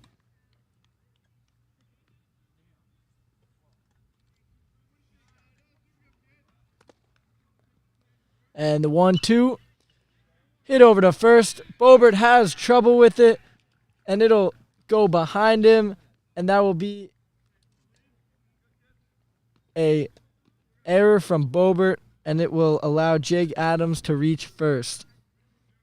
There's another kind of weird hop there in the infield. We've seen that a bunch of times over the course of this season, and just a tough hop, a tough read for Bobert, and it allows another Springfield runner. Yeah, he was ready to get that. It took a hop. He had to bring his glove up. It kind of ran up his wrist and right over his shoulder. So that error brought Vinny Valerio to the plate, who took a ball for ball one first pitch. And Barnes fires back over to Adams, who is there safely. The error is actually really big for the momentum, too. If he had been put away easily, you would have gotten 3 outs right in a row, and it would have, been really a good situation for the Fords. But now it seems a little more pieced together, not as well done, and it can do a number on the mental state of the players. Absolutely. Barnes fires one in there for strike one.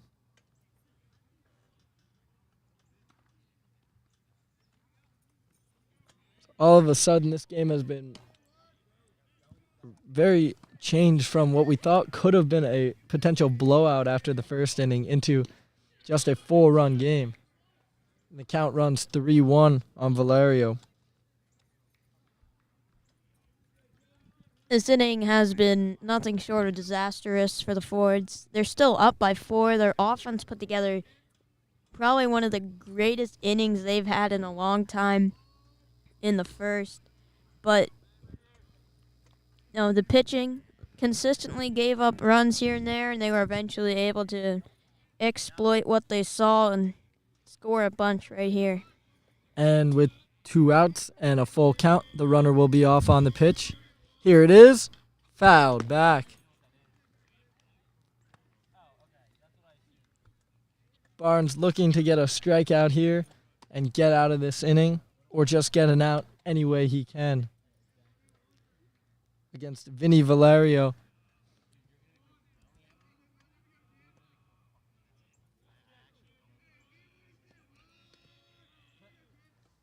And it is fouled back, and the count remains 3-2.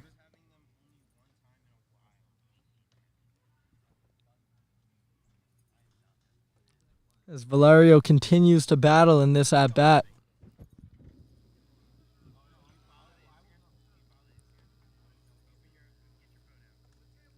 And the 3-2 pitch from Barnes loses control of the breaking ball, and it goes high, and Valerio is walked.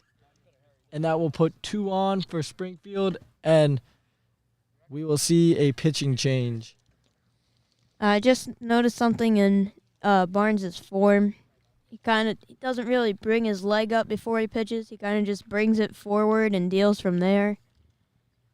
I'm not sure what the pros and cons of choosing that over the leg kick is, but I just found it interesting.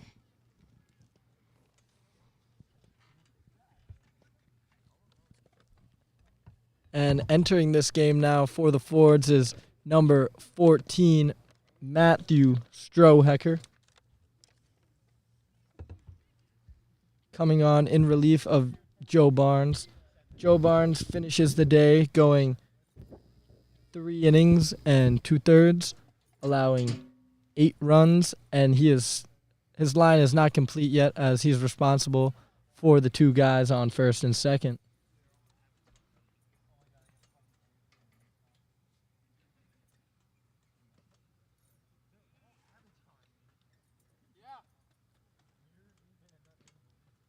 And we will be right back as Strohecker continues to warm up here.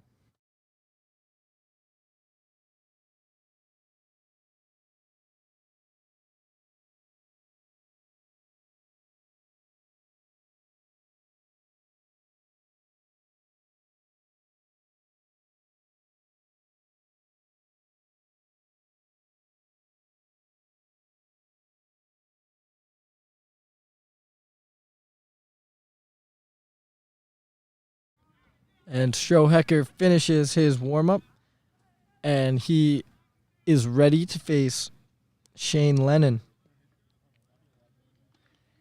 Lennon has a chance to potentially make this a 1-run game with a long ball, but anything in the gap could potentially score both runners and clear the bases. Strohecker's first pitch just misses for a ball. And to think they could have been out of it if not for a few bad hops. I mean, early in the inning, over at third with Boyle having to leap to get one, but also with Bobert over at first late here to get the third out.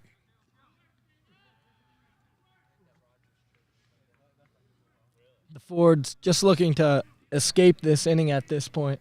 The damage has already been done, looking to at least walk out with a sizable lead still. And Strohecker fires in there for a strike.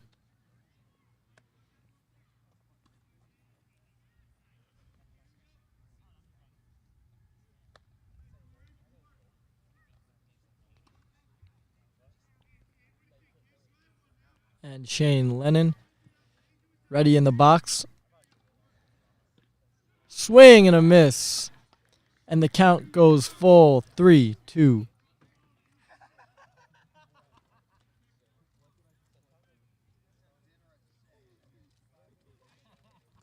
Gotta wonder what the approach is here. Is he going to protect or is he going to try and see if the pitch will go by him? And the pitch swung on and miss. Strohecker gets the strikeout and gets the Fords out of this inning. And the damage has been done, but Strohecker is able to come in relief and do his job. The Fords will now bat in the bottom of the 4th, up 12-4.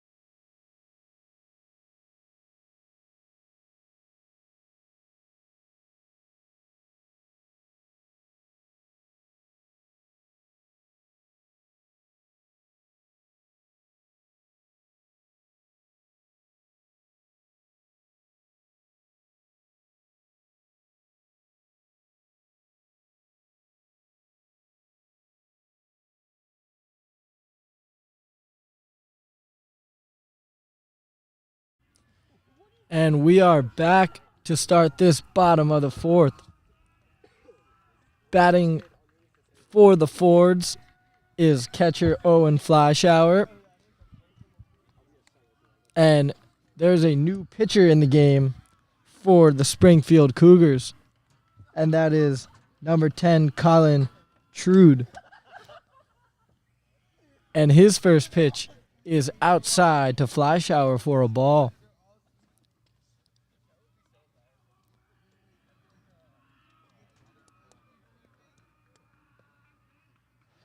The Fords looking to get a few of the runs back that they allowed last inning. That one's taken for a ball.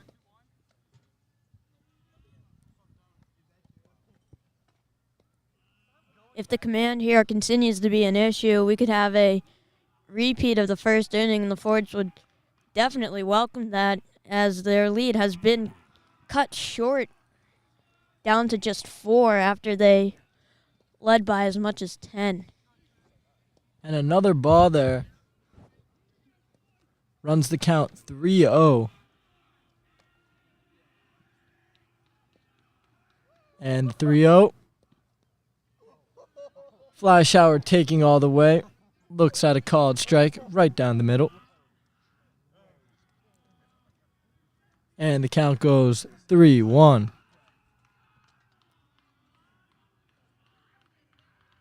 And the 3-1 is into Flyshower. And it misses for ball 4.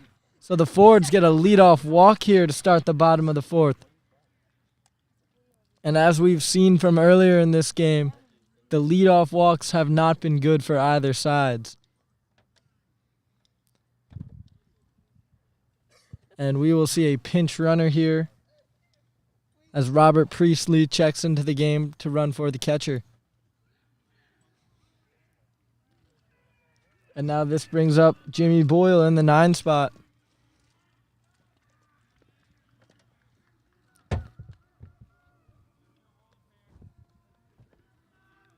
And Trude's first pitch is taken for a strike. A steal might be probable here because of the pinch runner, and that might get into the head of the pitcher, knowing that they boosted the speed on the bases. And the 0-1 in there for strike 2. So Colin Trude gets ahead early in this count against the 9-hitter Jimmy Boyle.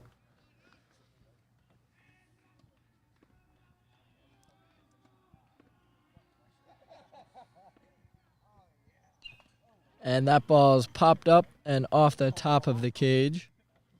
And the count will stay 2-2. Or 0-2, sorry.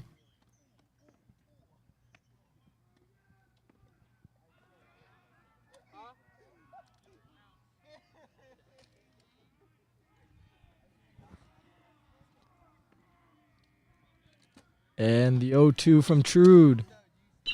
Hit on the ground over to shortstop. Fired for 1. The play to first, not in time. Boyle's speed beats out the double play, but not before the Cougars get the out at second. The flip over to the second baseman wasn't too clean. He had to reach a little bit behind the bag to get it. And Boyle was pretty quick, was able to outspeed the throw. And that turns the lineup over for the Fords. And Braden Foxwell will now bat. And he looks at a high ball for the first ball of the count.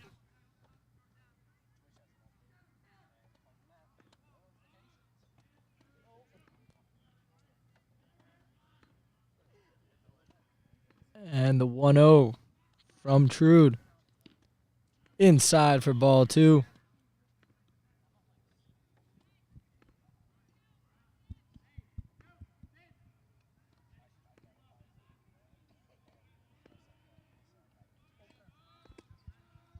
And the 2-0 from Trude is delivered and roped down the line. Fair or foul? Foul ball. Just misses a home run as that one was roped down the left field line. Right over our heads here. It was about probably less than 10 feet left of bringing home two and extending the lead. And that would have been huge. A home run here. Change of momentum entirely. And I was not really sure if that ball was going to be fair or foul, but as you said, just foul. And Foxwell looking to just do it again, just straightening out a little. He hits that one. Another towering shot. A little more left this time. The pitcher warming up in the bullpen for Springfield, I believe it's Jason Spacciarelli, made the catch in the bullpen. That is back-to-back balls hit very hard and very deep from Braden Foxwell. If he can straighten that out, he could have a home run. And the 2-2 to Foxwell, taken high for ball 3. The pitcher better be scared here. You've seen the power that Foxwell has. And with 3-2, he can't pitch around him, but he can't give him anything that he'd want to hit. After those 2 balls hit almost in home run territory, he doesn't want to give Foxwell anything. But he retires Foxwell on that pitch as Foxwell swings and misses. And that will be the second out of the inning. And now freshman Shane Durkin up to the plate for the Fords. In his last at-bat, he was able to get on with a single to center field.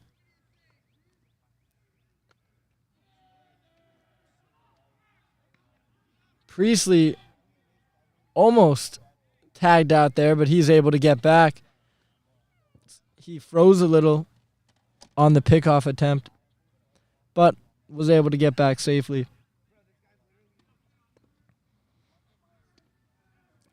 Can the Fords add on any insurance runs in this inning? We will see.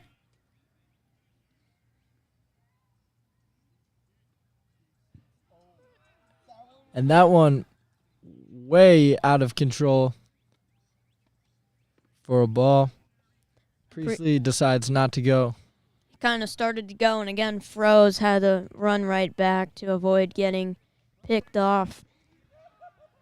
And we've seen so far that when Colin Trude has missed, he's missed pretty bad. As Priestley's back again.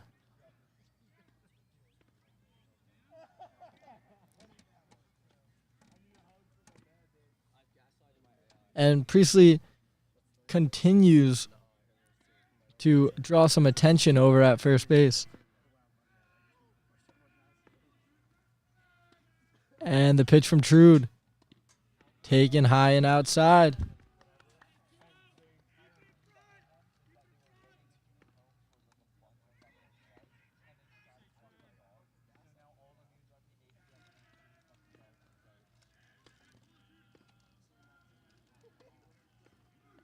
And Trude's ready, and he delivers in. Swung on and missed from Durkin. Big swing there. We've seen these aggressive swings from him. After what he saw Foxwell do, he might have felt a little bit of tendency to try and one-up him. Not exactly, but do what he couldn't. Fouled back, and the count runs 2-2. Send one out of the yard.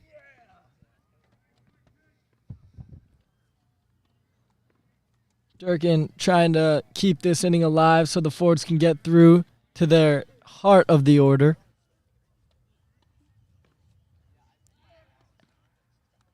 And Trude throws back again to Priestley.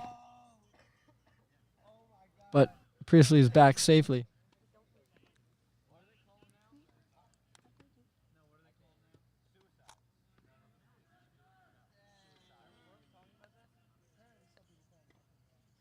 And Shrewd is ready, and he fires. Priestley goes, pitches outside. Priestley into second safely. Robert Priestley with a stolen base and is now in scoring position for Shane Durkin. And now the count runs full on Durkin. Or I am sorry, that's not Robert Priestley over at first base with the steal. That was Jimmy Boyle. Durkin fouls one back.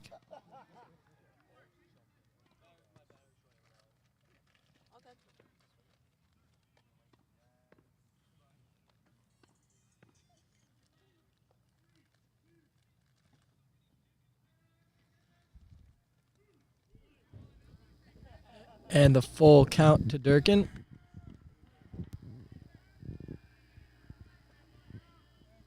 Boyle leads off second. And the full count. In there.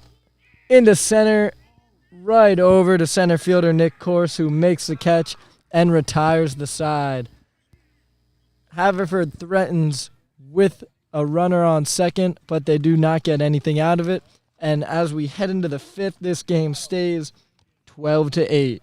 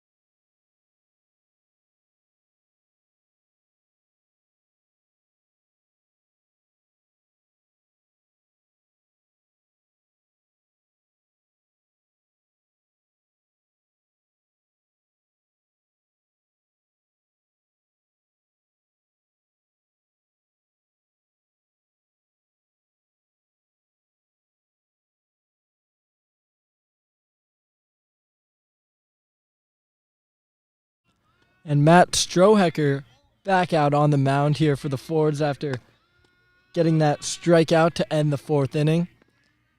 And up to the plate for Springfield is catcher Ethan Marshall. That ball is outside for ball one.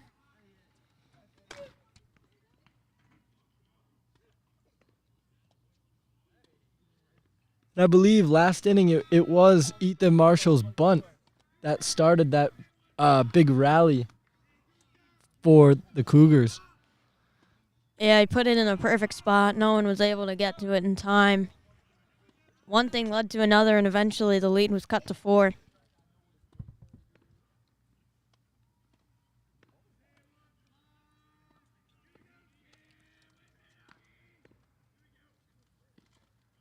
And Strohecker finds the zone there for strike one.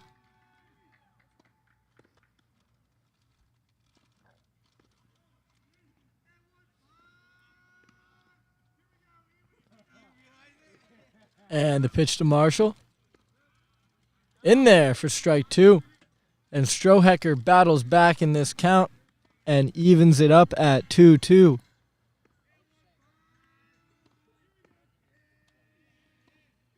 And the pitch fouled back.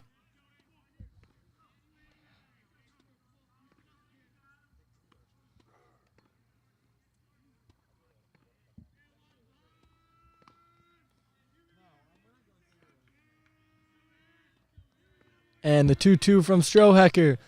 Hit down the line. And fair into left field and into the corner. And Ethan Marshall with a stand-up double, and he is fired up at second base. hit the ground right next to us. Looked like there was some white turf that was sprouting up. Definitely a tough call there for the umpire, as that one's hit pretty far from where he is, but he has a great view of it from home plate. And now Nick Corse and the top of the order back up for the Cougars, already threatening early in the fifth. Showing bunt, but then pulling back and getting hit is Nick Corse. And that will put runners on first and second early in this fifth inning. And the heart of the order is coming up for the Cougars as Luke Jones comes to the plate.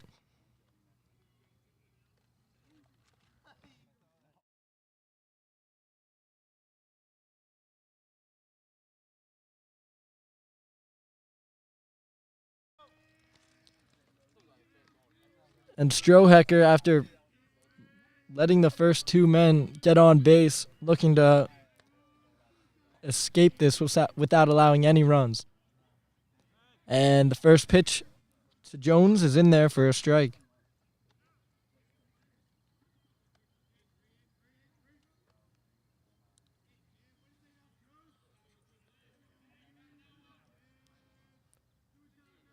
Strohecker waiting on his sign, checks the runners, and fires in.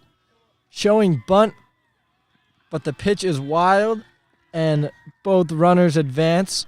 So now Springfield has runners on second and third, and they're in another position to score.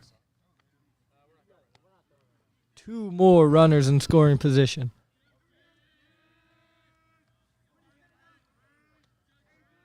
Luke Jones looking to be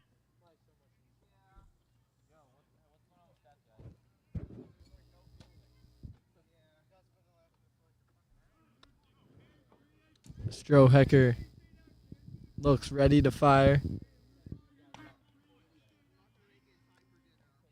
The runners not being held on, second and third, getting big leads, and Strohecker throws another ball.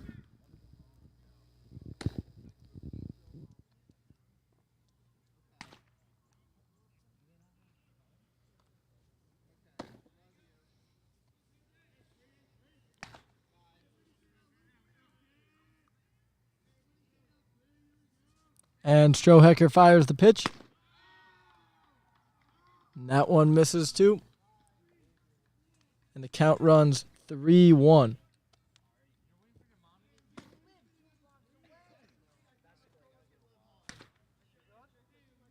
Strohecker looking to battle back here, as a walk to load the bases would not be ideal. And that one's hit out to center. Foxwell going back, makes the catch, tagging from third, and scoring is Jason Spaccarelli, and Springfield tacks on another run to make this one 12-9, and Nick Corse tagging from second makes it over to third. So Luke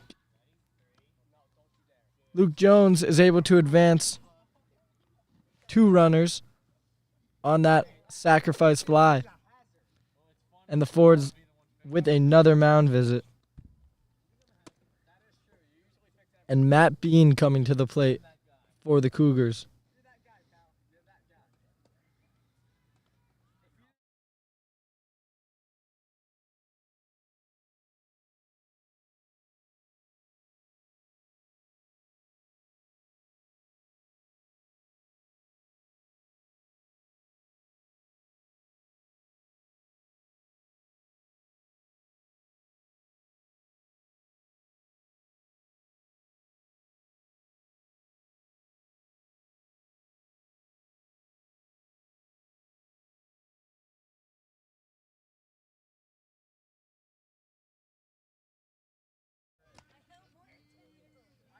And after that mound visit, the Fords are ready to go.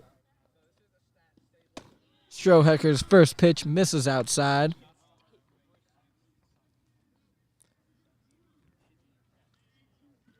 And with just one out here, any contact from Matt Bean has the potential to score the run on third. That one's fouled sky high and just out of play. As Boyle gave it a look, but it was just on the other side of the fence.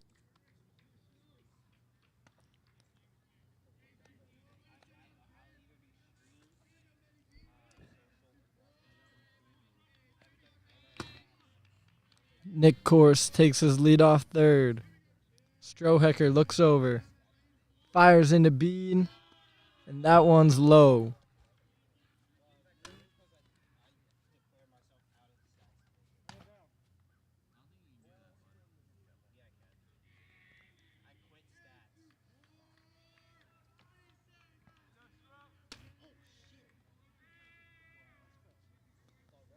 And Matt Bean is ready for the pitch from Strohecker.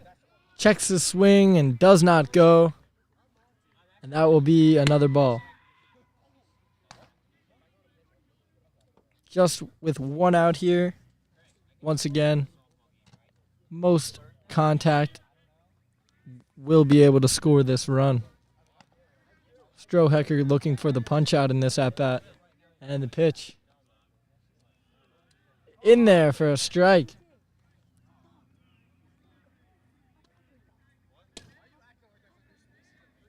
Strohecker looking to repeat that and get the strikeout here. And the pitch. Swung on and a bouncer. Weird hop again.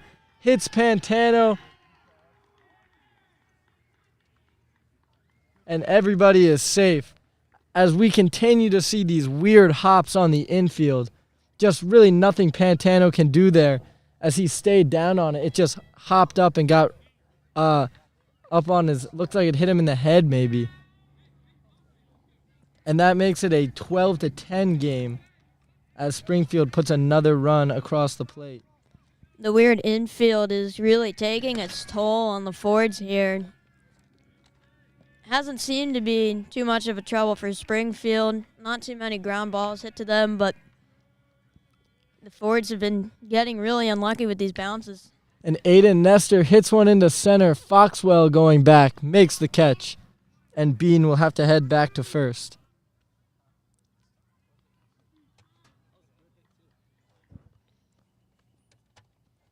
And that will bring to the plate Sean Williams with 2 outs.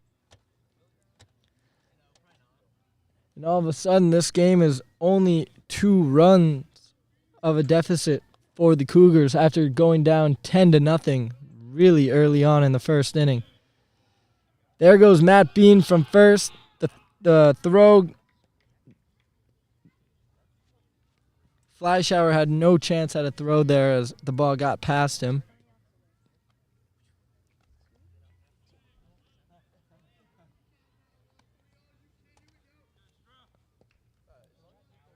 Timar holding on, Bean at second base. And Strohecker steps off.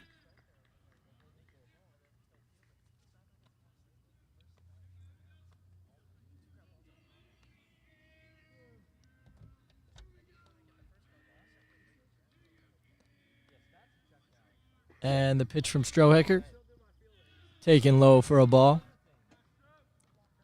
Strohecker having some trouble commanding his pitches here to Sean Williams.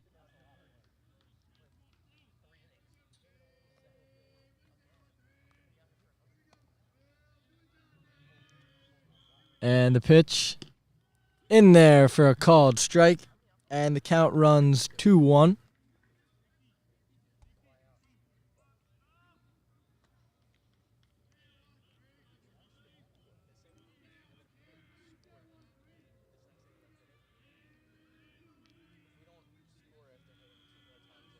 And the 2-1 pitch from Strohecker.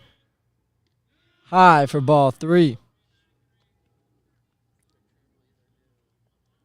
And the Fords cannot afford another walk here.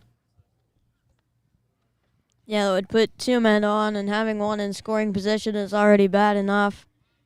I mean, they have two outs. They could make something here, but if they don't, it could be a long way until the Fords can bat again. Swing and a miss there from Sean Williams, and the count will run full.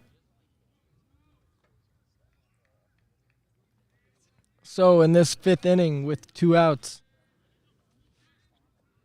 Strohecker delivers the full count. And that misses inside for ball 4, and Sean Williams is put on first base. That brings up Jake Adams.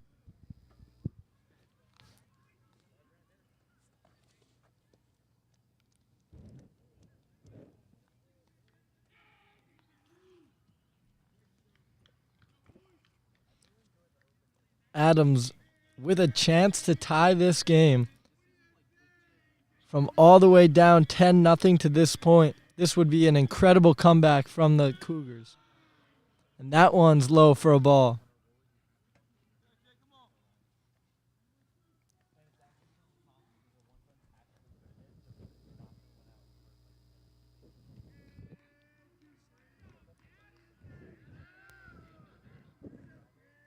Strohecker's ready with the pitch.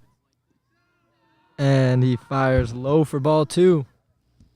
And the command really starting to haunt the Fords today, just as it did to the Cougars in the first inning.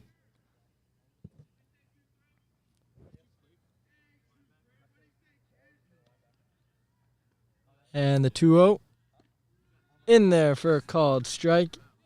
And the count goes 2-1. Strohecker just can't find the strike zone consistently. He's gotten strikes here and there, but ultimately he can't piece enough together to really get a punch out or force them to make some weak contact. That one's in there for strike 2. And Strohecker fights back in this count, and it now runs 2-2. Strohecker looking for the put-away pitch now.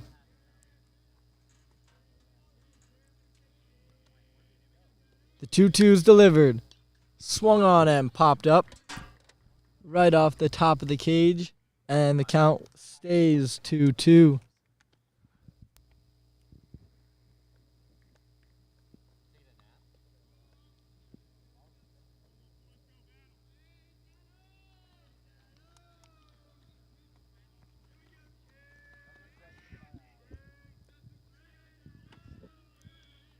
With two outs in the fifth, Strohecker deals. Swung on into center. Foxwell's coming in. He has to let it drop. Here comes Matt Bean from second, and the Springfield Cougars put on another run. Sean Williams, the third RBI single. Jake Adams. And that makes it an 11-10 game. Springfield now just one run away from tying this one back up. The bobble over in center really allowed Williams to get to third. Without it, he might have had to stop at second. But Foxwell's made a number of good plays out in center today. The little bobble, that one just got by him. There's nothing else to say about it. Yeah, he had to let that one drop, as where he was playing in the outfield, he was not going to be able to make a play. And that will end Strohecker's day. And it brings into the game number 36, Gavin McClafferty.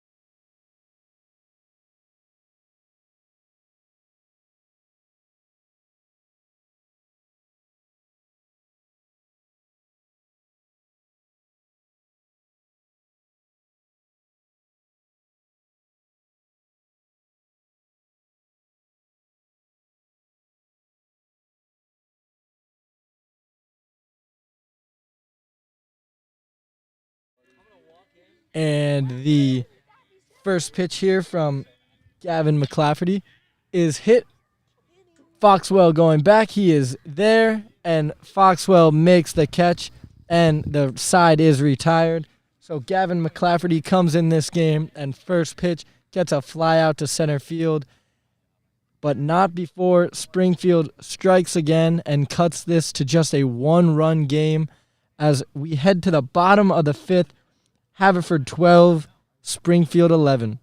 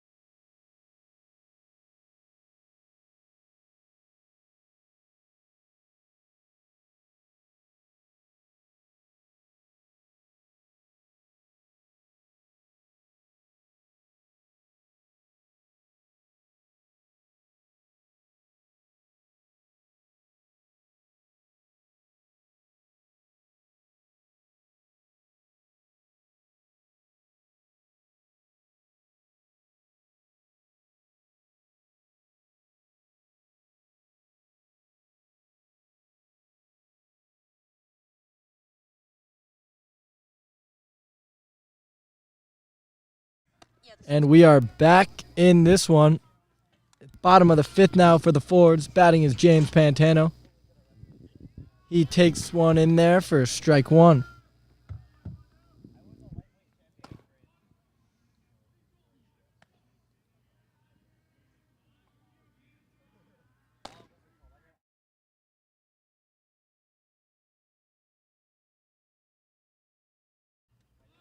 That one's hit in the air, settled under, and caught by Shane Lennon, and that will put Pantano away for the first out.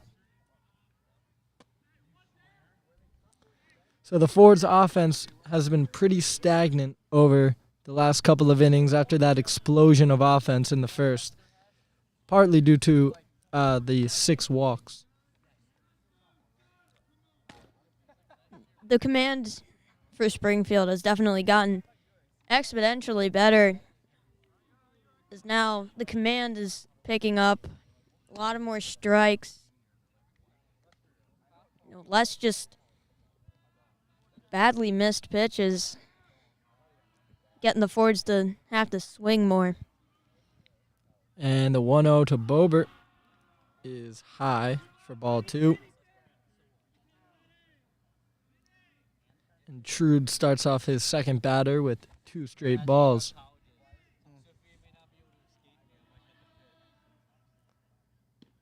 And that one's in there for a called strike. The count goes 2-1. That's her plan anyway.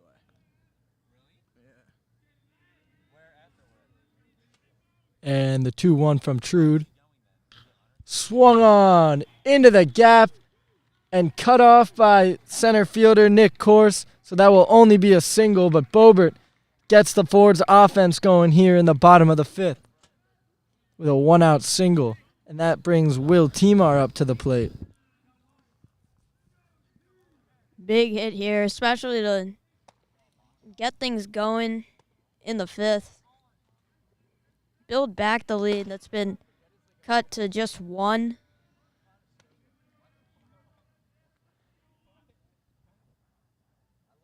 Timar takes a ball for a strike there. And Trude gets ahead in the count early. An important factor for Springfield in keeping the Fords from doing what they did in the first. And the 0-1. Low and outside for ball one.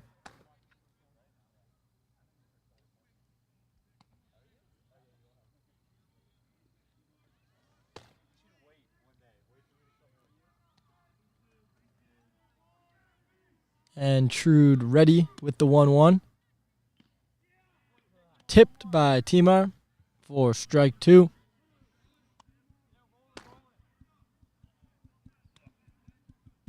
So now Timar with 2 strikes on him has to protect the plate.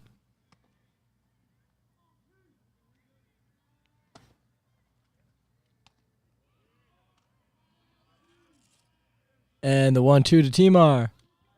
In the dirt, and there goes Bobert. Great jump after that ball. And he is able to take second standing. So now Timar has a runner in scoring position for him. The command wavered there for a little bit. Maybe the Fords will see this, maybe relax a little bit, try and sit on a few pitches, hit them wherever they can. And the 2-2 to Timar. Fouled off the top of the cage.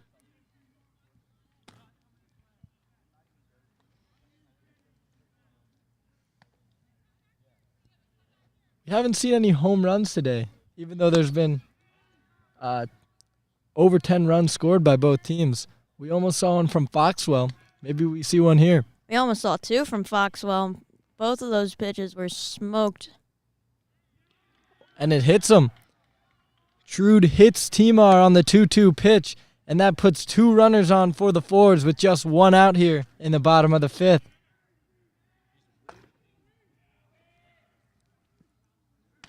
That brings Ethan Mahan up to the plate, the dangerous power hitter. And if he gets one in the zone here, he could do some real damage to the ball.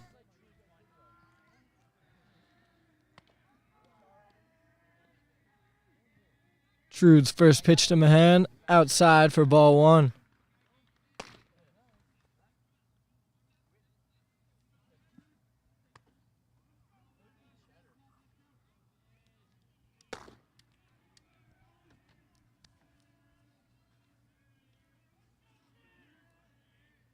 And the 1-0 from Trude.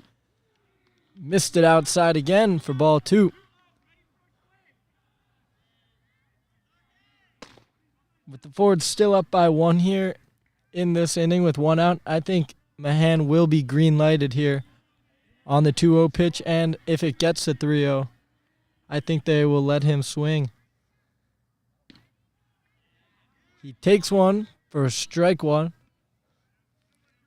on the outside corner, and that's going to cause a visit to the mound from catcher Ethan Marshall. Few missed pitches now for Springfield. They hit Timar, and now they're missing a few on Mahan. Definitely a dangerous batter, but you do not want to walk him and then have to face Nick Alvanian with the bases loaded. Another dangerous batter. Especially with 0 outs here. It could be huge if they could get just a few runs across, try and persevere in the 6th and 7th. And Mahan gets one through the gap. Bobert coming home. The throw's cut off. Timar now heading to third. Over to second goes Mahan. Safe at second. And the Fords tack on another. The Fords have been really good at base running this season, taking advantage of some throws in from the outfield, creating extra bases where normally there wouldn't be, and putting themselves in better positions to score, and hopefully here it can pay off now with 2 in scoring position. Just past the diving shortstop Aiden Nestor and into left field, and that allowed the run to score pretty easily, and just like a miscue by the Springfield fielding allowed heads-up base running from Mahan and Timar to advance.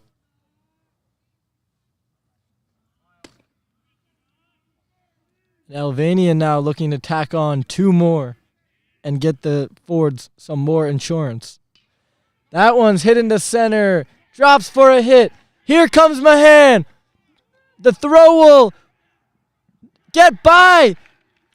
Over to second goes Alvanian, and the Fords tack on another 2. Nick Alvanian with a 2 RBI single. There's that base running again. Alvanian being able to take second with that heads-up base running. Saw that the ball got past the catcher and was able to pretty much freely take second. And now the Cougars will have a meeting on the mound to discuss what's going on here with this offensive revival in the bottom of the 5th. And back-to-back miscues on relays to the plate for the Fords, or for the Cougars, have allowed this Fords offense to once again open this game. And some frustration from the Springfield coach now in the team huddle, as it looks like number 17, Matt Wysocki, will come in to try to get the Cougars out of this jam.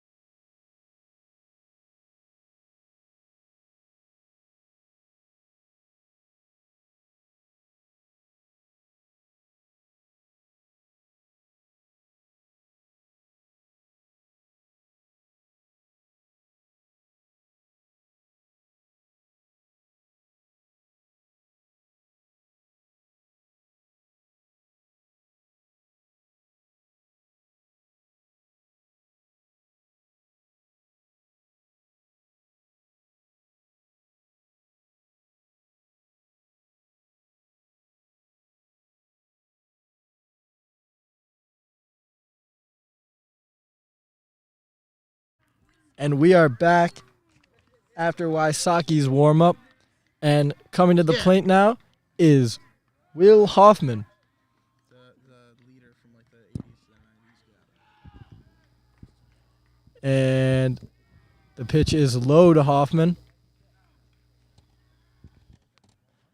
Last time we called a game here, Will Hoffman pitched terrific coming into the game, striking out almost like every batter that he faced. And the 1-0 from Wysocki. Hit down the line. It's a fair ball. It's going into the corner and left. Hoffman around second. And he gets there with a stand-up double, drives in Alvanian, and the Fords get another. And the Fords offense explodes again in this 5th inning from Will Hoffman and the bottom of the order. Another little bobble there by the left fielder. Probably didn't impact it too much. Seems like he'd be safe at first either way, but still might get in his head a little bit. Might impact his teammates. Might give the Fords another chance to knock in a few. And Hoffman's able to do his job coming off the bench, coming through for the Fords. And now Jimmy Boyle up to the plate.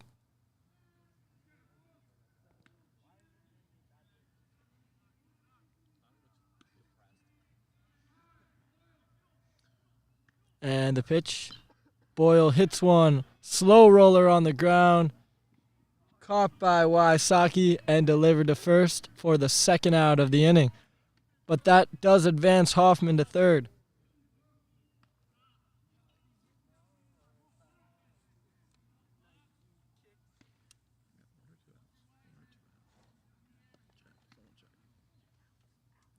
That brings up the top of the order with Braden Foxwell coming back in the box.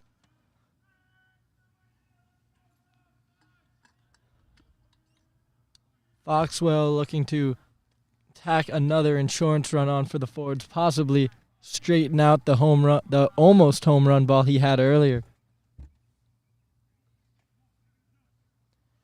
The Fords use this 4-run inning to expand their 12-11 lead up to a 16-11 lead.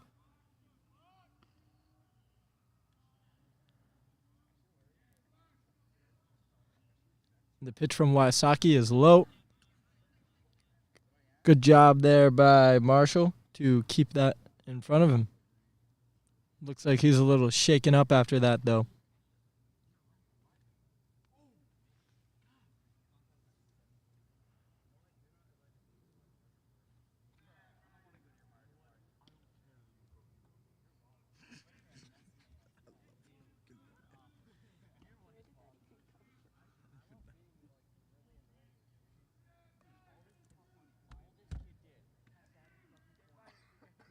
And Wysocki is ready, and he fires a ball into Foxwell.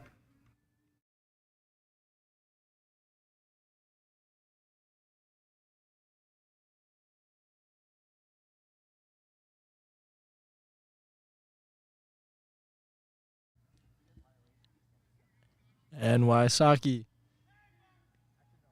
fires in there for a strike.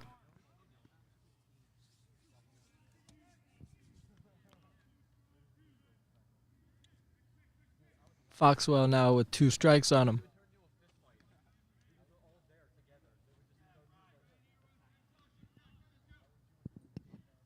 And the pitch fouled back. Just got a piece of that one.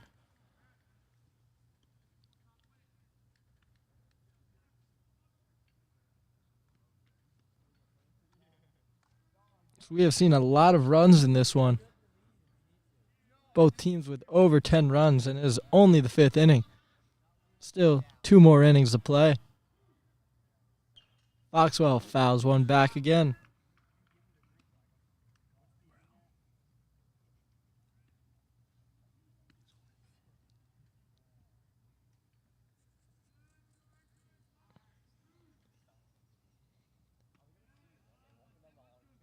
Hoffman leads off third.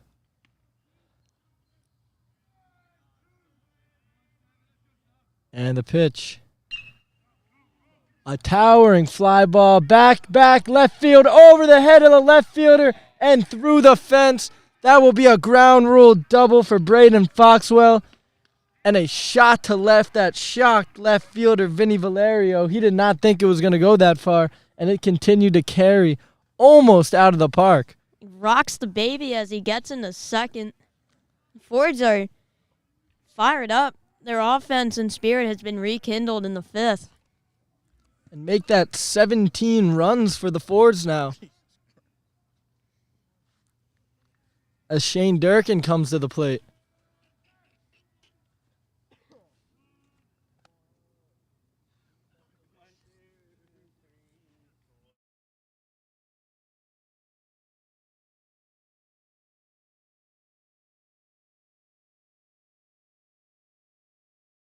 And Durkin looking to extend this lead for the Fords.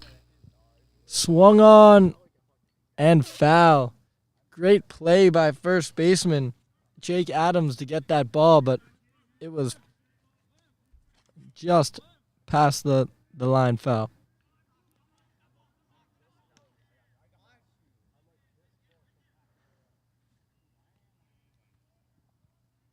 As the Fords now have tacked on 5 runs in this 5th inning.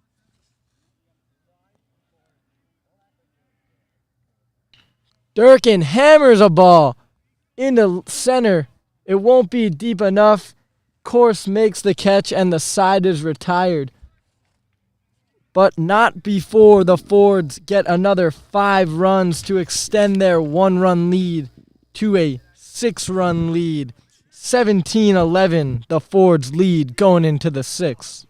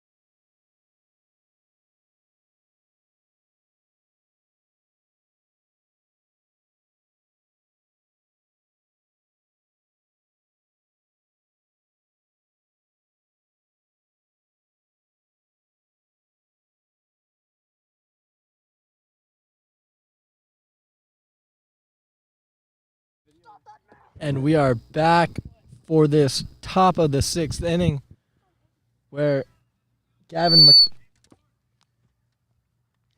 McClafferty is back on the mound for the Fords.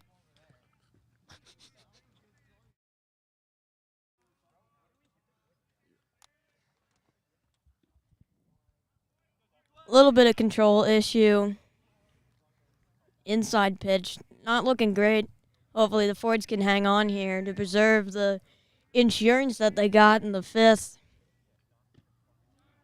That one's in there for a strike from McClafferty.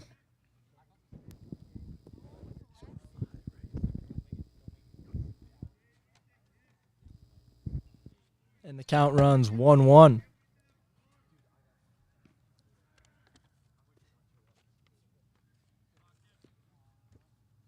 That one was missed for a ball. Shane Lennon up to the plate again for the Cougars.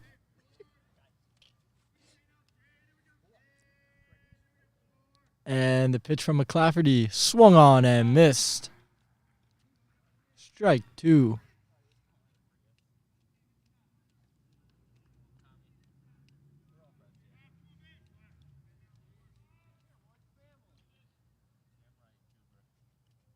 And the 2-2.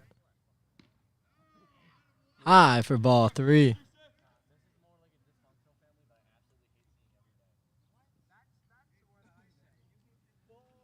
The Fords just looking to hold on now for 6 more outs and not have a repeat of the last few innings where they've allowed quite a few runs.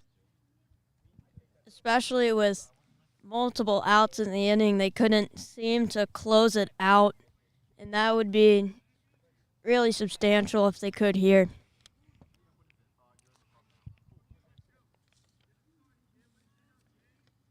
McClafferty swing and a miss.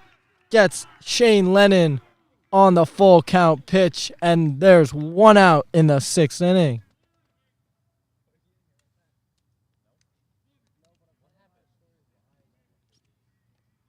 That will bring up catcher Ethan Marshall, who has had himself a pretty good day at the plate.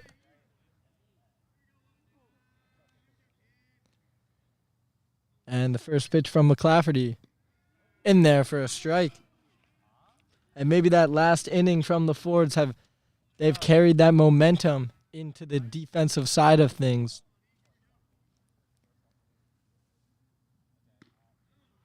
And that one's high for a ball.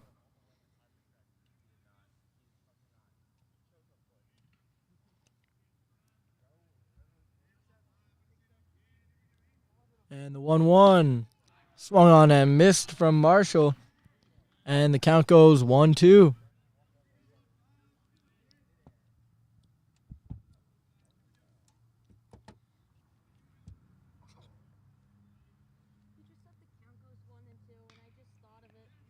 And up the middle, and another hit for Marshall. He is having himself a great day at the plate. And that will turn the order over, and we will head back up to the top where Nick Corse will bat. And the 1-out base hit gives the Cougars some life here as they look to rally once again with 1 and 2 outs on the board. The Fords just can't let that get to their heads. If they start to panic, it'll just get worse. Corse, I believe, was hit his last time up as he takes strike 1 there from McClafferty.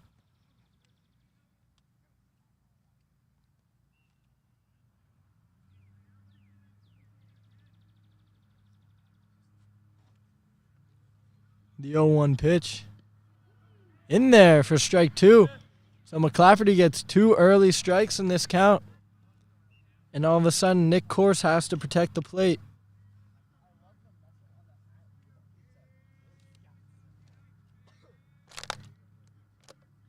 And the 0-2. Ground ball over to Timar. To Pantano. To first. Not in time. Almost a double play. Corse is able to use his speed to beat it out at first. The Fords do get 1 on that force at second, but that could have been something. So now there will be 2 outs, and Luke Jones comes to the plate for the Springfield Cougars.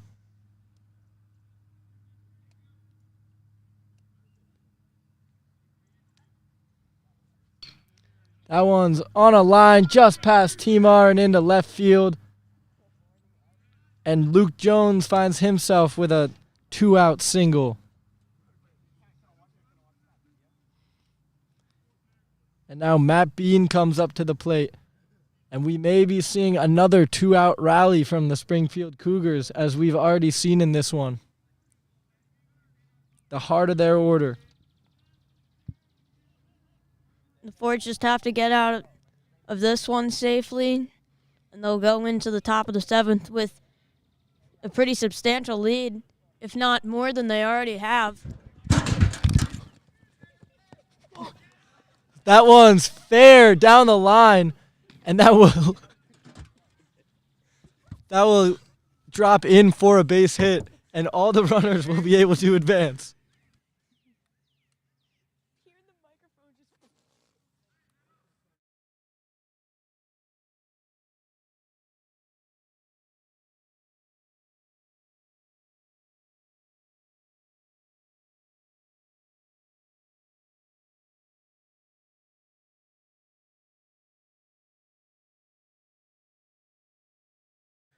And the miscue there. And now that ball's out to Durkin, who can't make the play, but it is a foul ball. But going back to that hit from Matt Bean, it was just a little blooper down the line right to where we're stationed at.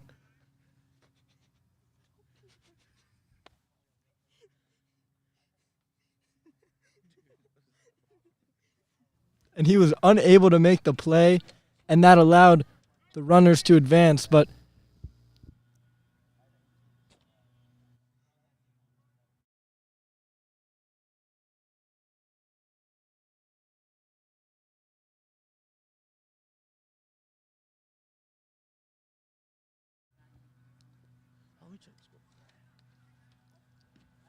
and that one's in there for a strike. And Aiden Nestor now with a 2-strike count. And the base is loaded. Big spot for Nestor. He fouls one back.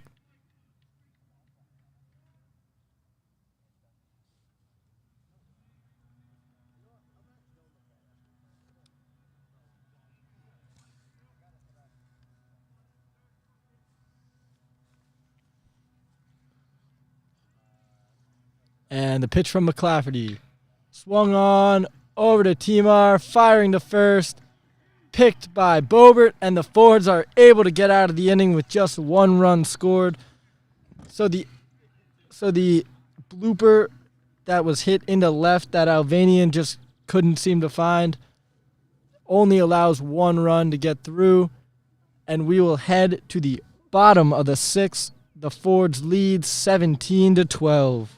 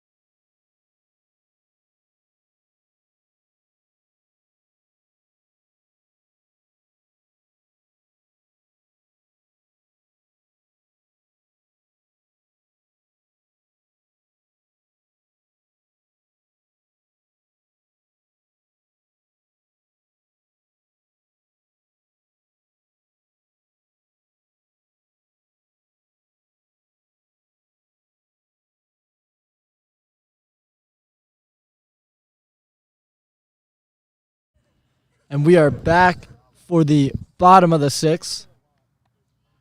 Pantano trying to call time. Not offered it. That one's in there for ball 1. As Pantano put his hand up.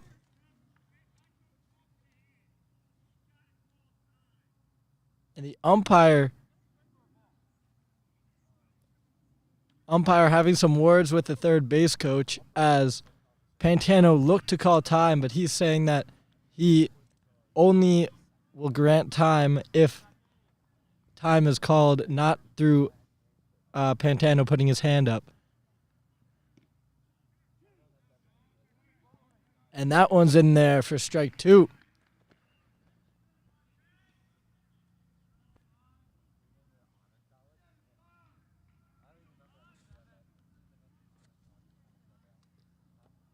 So the 2-strike pitch to Pantano.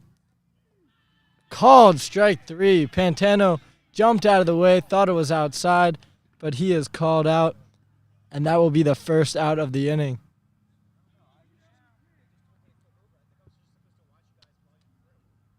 So now Evan Bobert comes up to the plate with 1 out in the inning.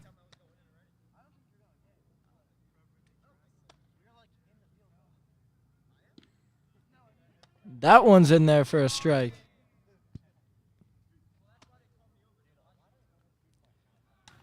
Matt Wysocki wasting no time this inning, throwing strike after strike to the heart of this Fords lineup. That one's outside for a ball.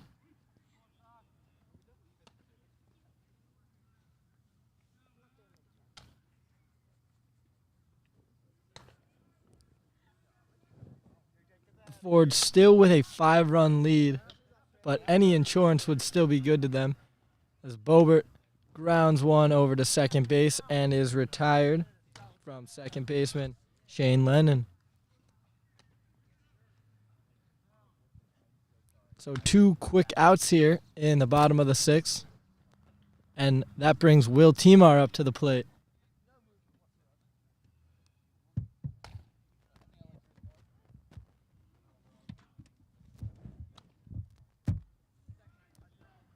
And warming up in the bullpen right now for the Haverford Fords is Ryan Morris. So he may make an appearance in the 7th to close this one out. And Wysoki's pitch to Timar. Missed for a ball.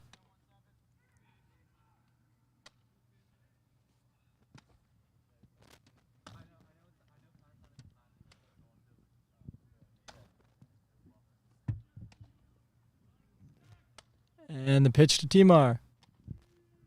Outside for a ball.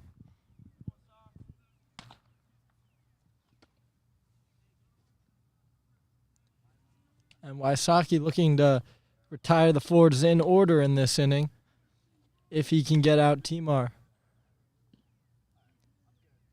Timar checks his swing and went for strike 2.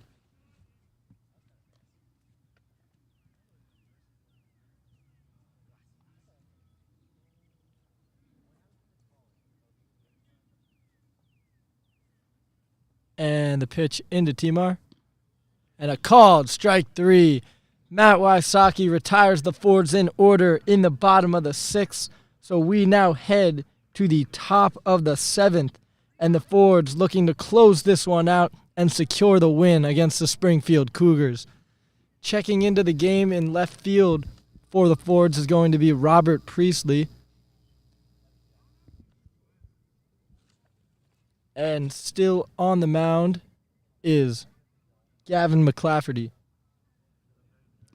The Fords just 3 outs away from a win.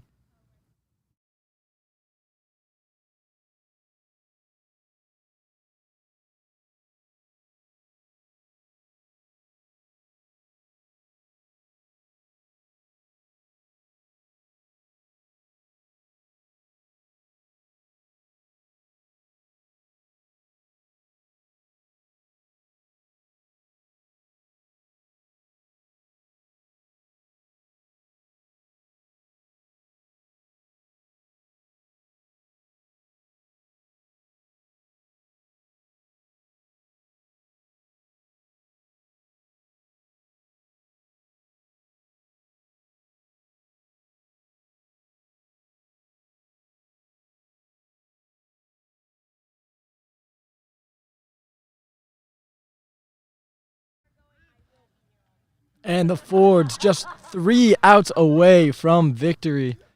Gavin McClafferty looking out to close this 5-run game. And his first pitch is in there for a strike. With all the runs we've seen in this game, it is not out of the question of a 5-run comeback here for the Cougars. And McClafferty fires in strike 2.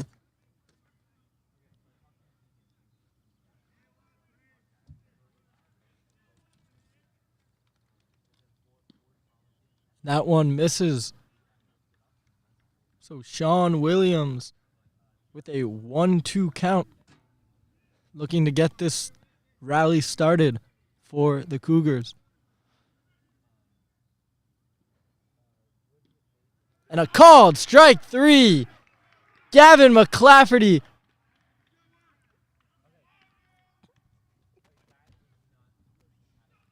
That strikeout's huge there. Get the first out. I mean, the offense didn't help that much, but now you only have 2 to go. The whole thing will be over, and win number 4. Jake Adams takes low for ball 1. And definitely crucial to get that first out right away and not allow any base runners kind of inhibit a rally from starting. Although we have seen Springfield have the ability to rally with 1 or 2 outs, as that ball hit Jake Adams and he will take first. I may have spoke too soon. You never want to give free base runners, especially in a situation where a team is down by quite a few runs, in this case 5. And that brings up Vinny Valerio to the plate.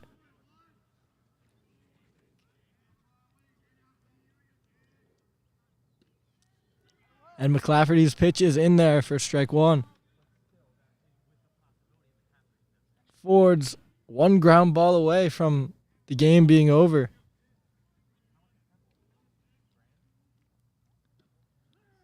That's in there for strike 2.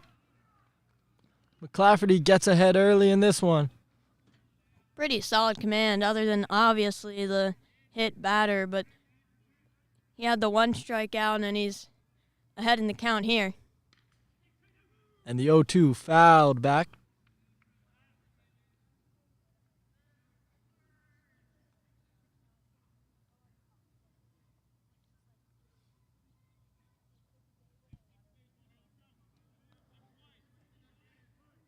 So McClafferty with the 0-2 once again.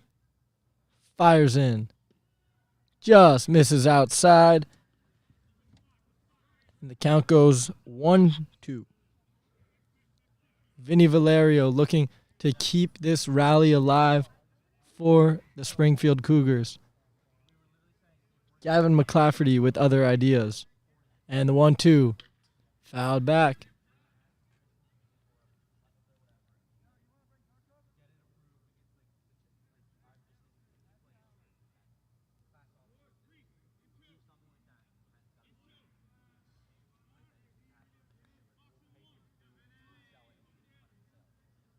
And the pitch swung on, fielded by McClafferty. He fires the first in time, and the Fords get the second out. Just 1 out away from victory now as Gavin McClafferty becomes a fielder after throwing his pitch, and he retires Vinny Valerio easily. And Shane Lennon comes up to the plate as the last hope for the Cougars.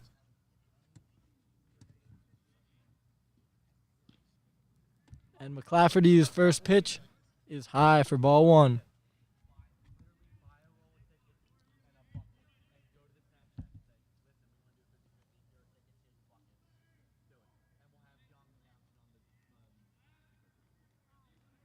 And the 1-0 from McClafferty swung on and missed.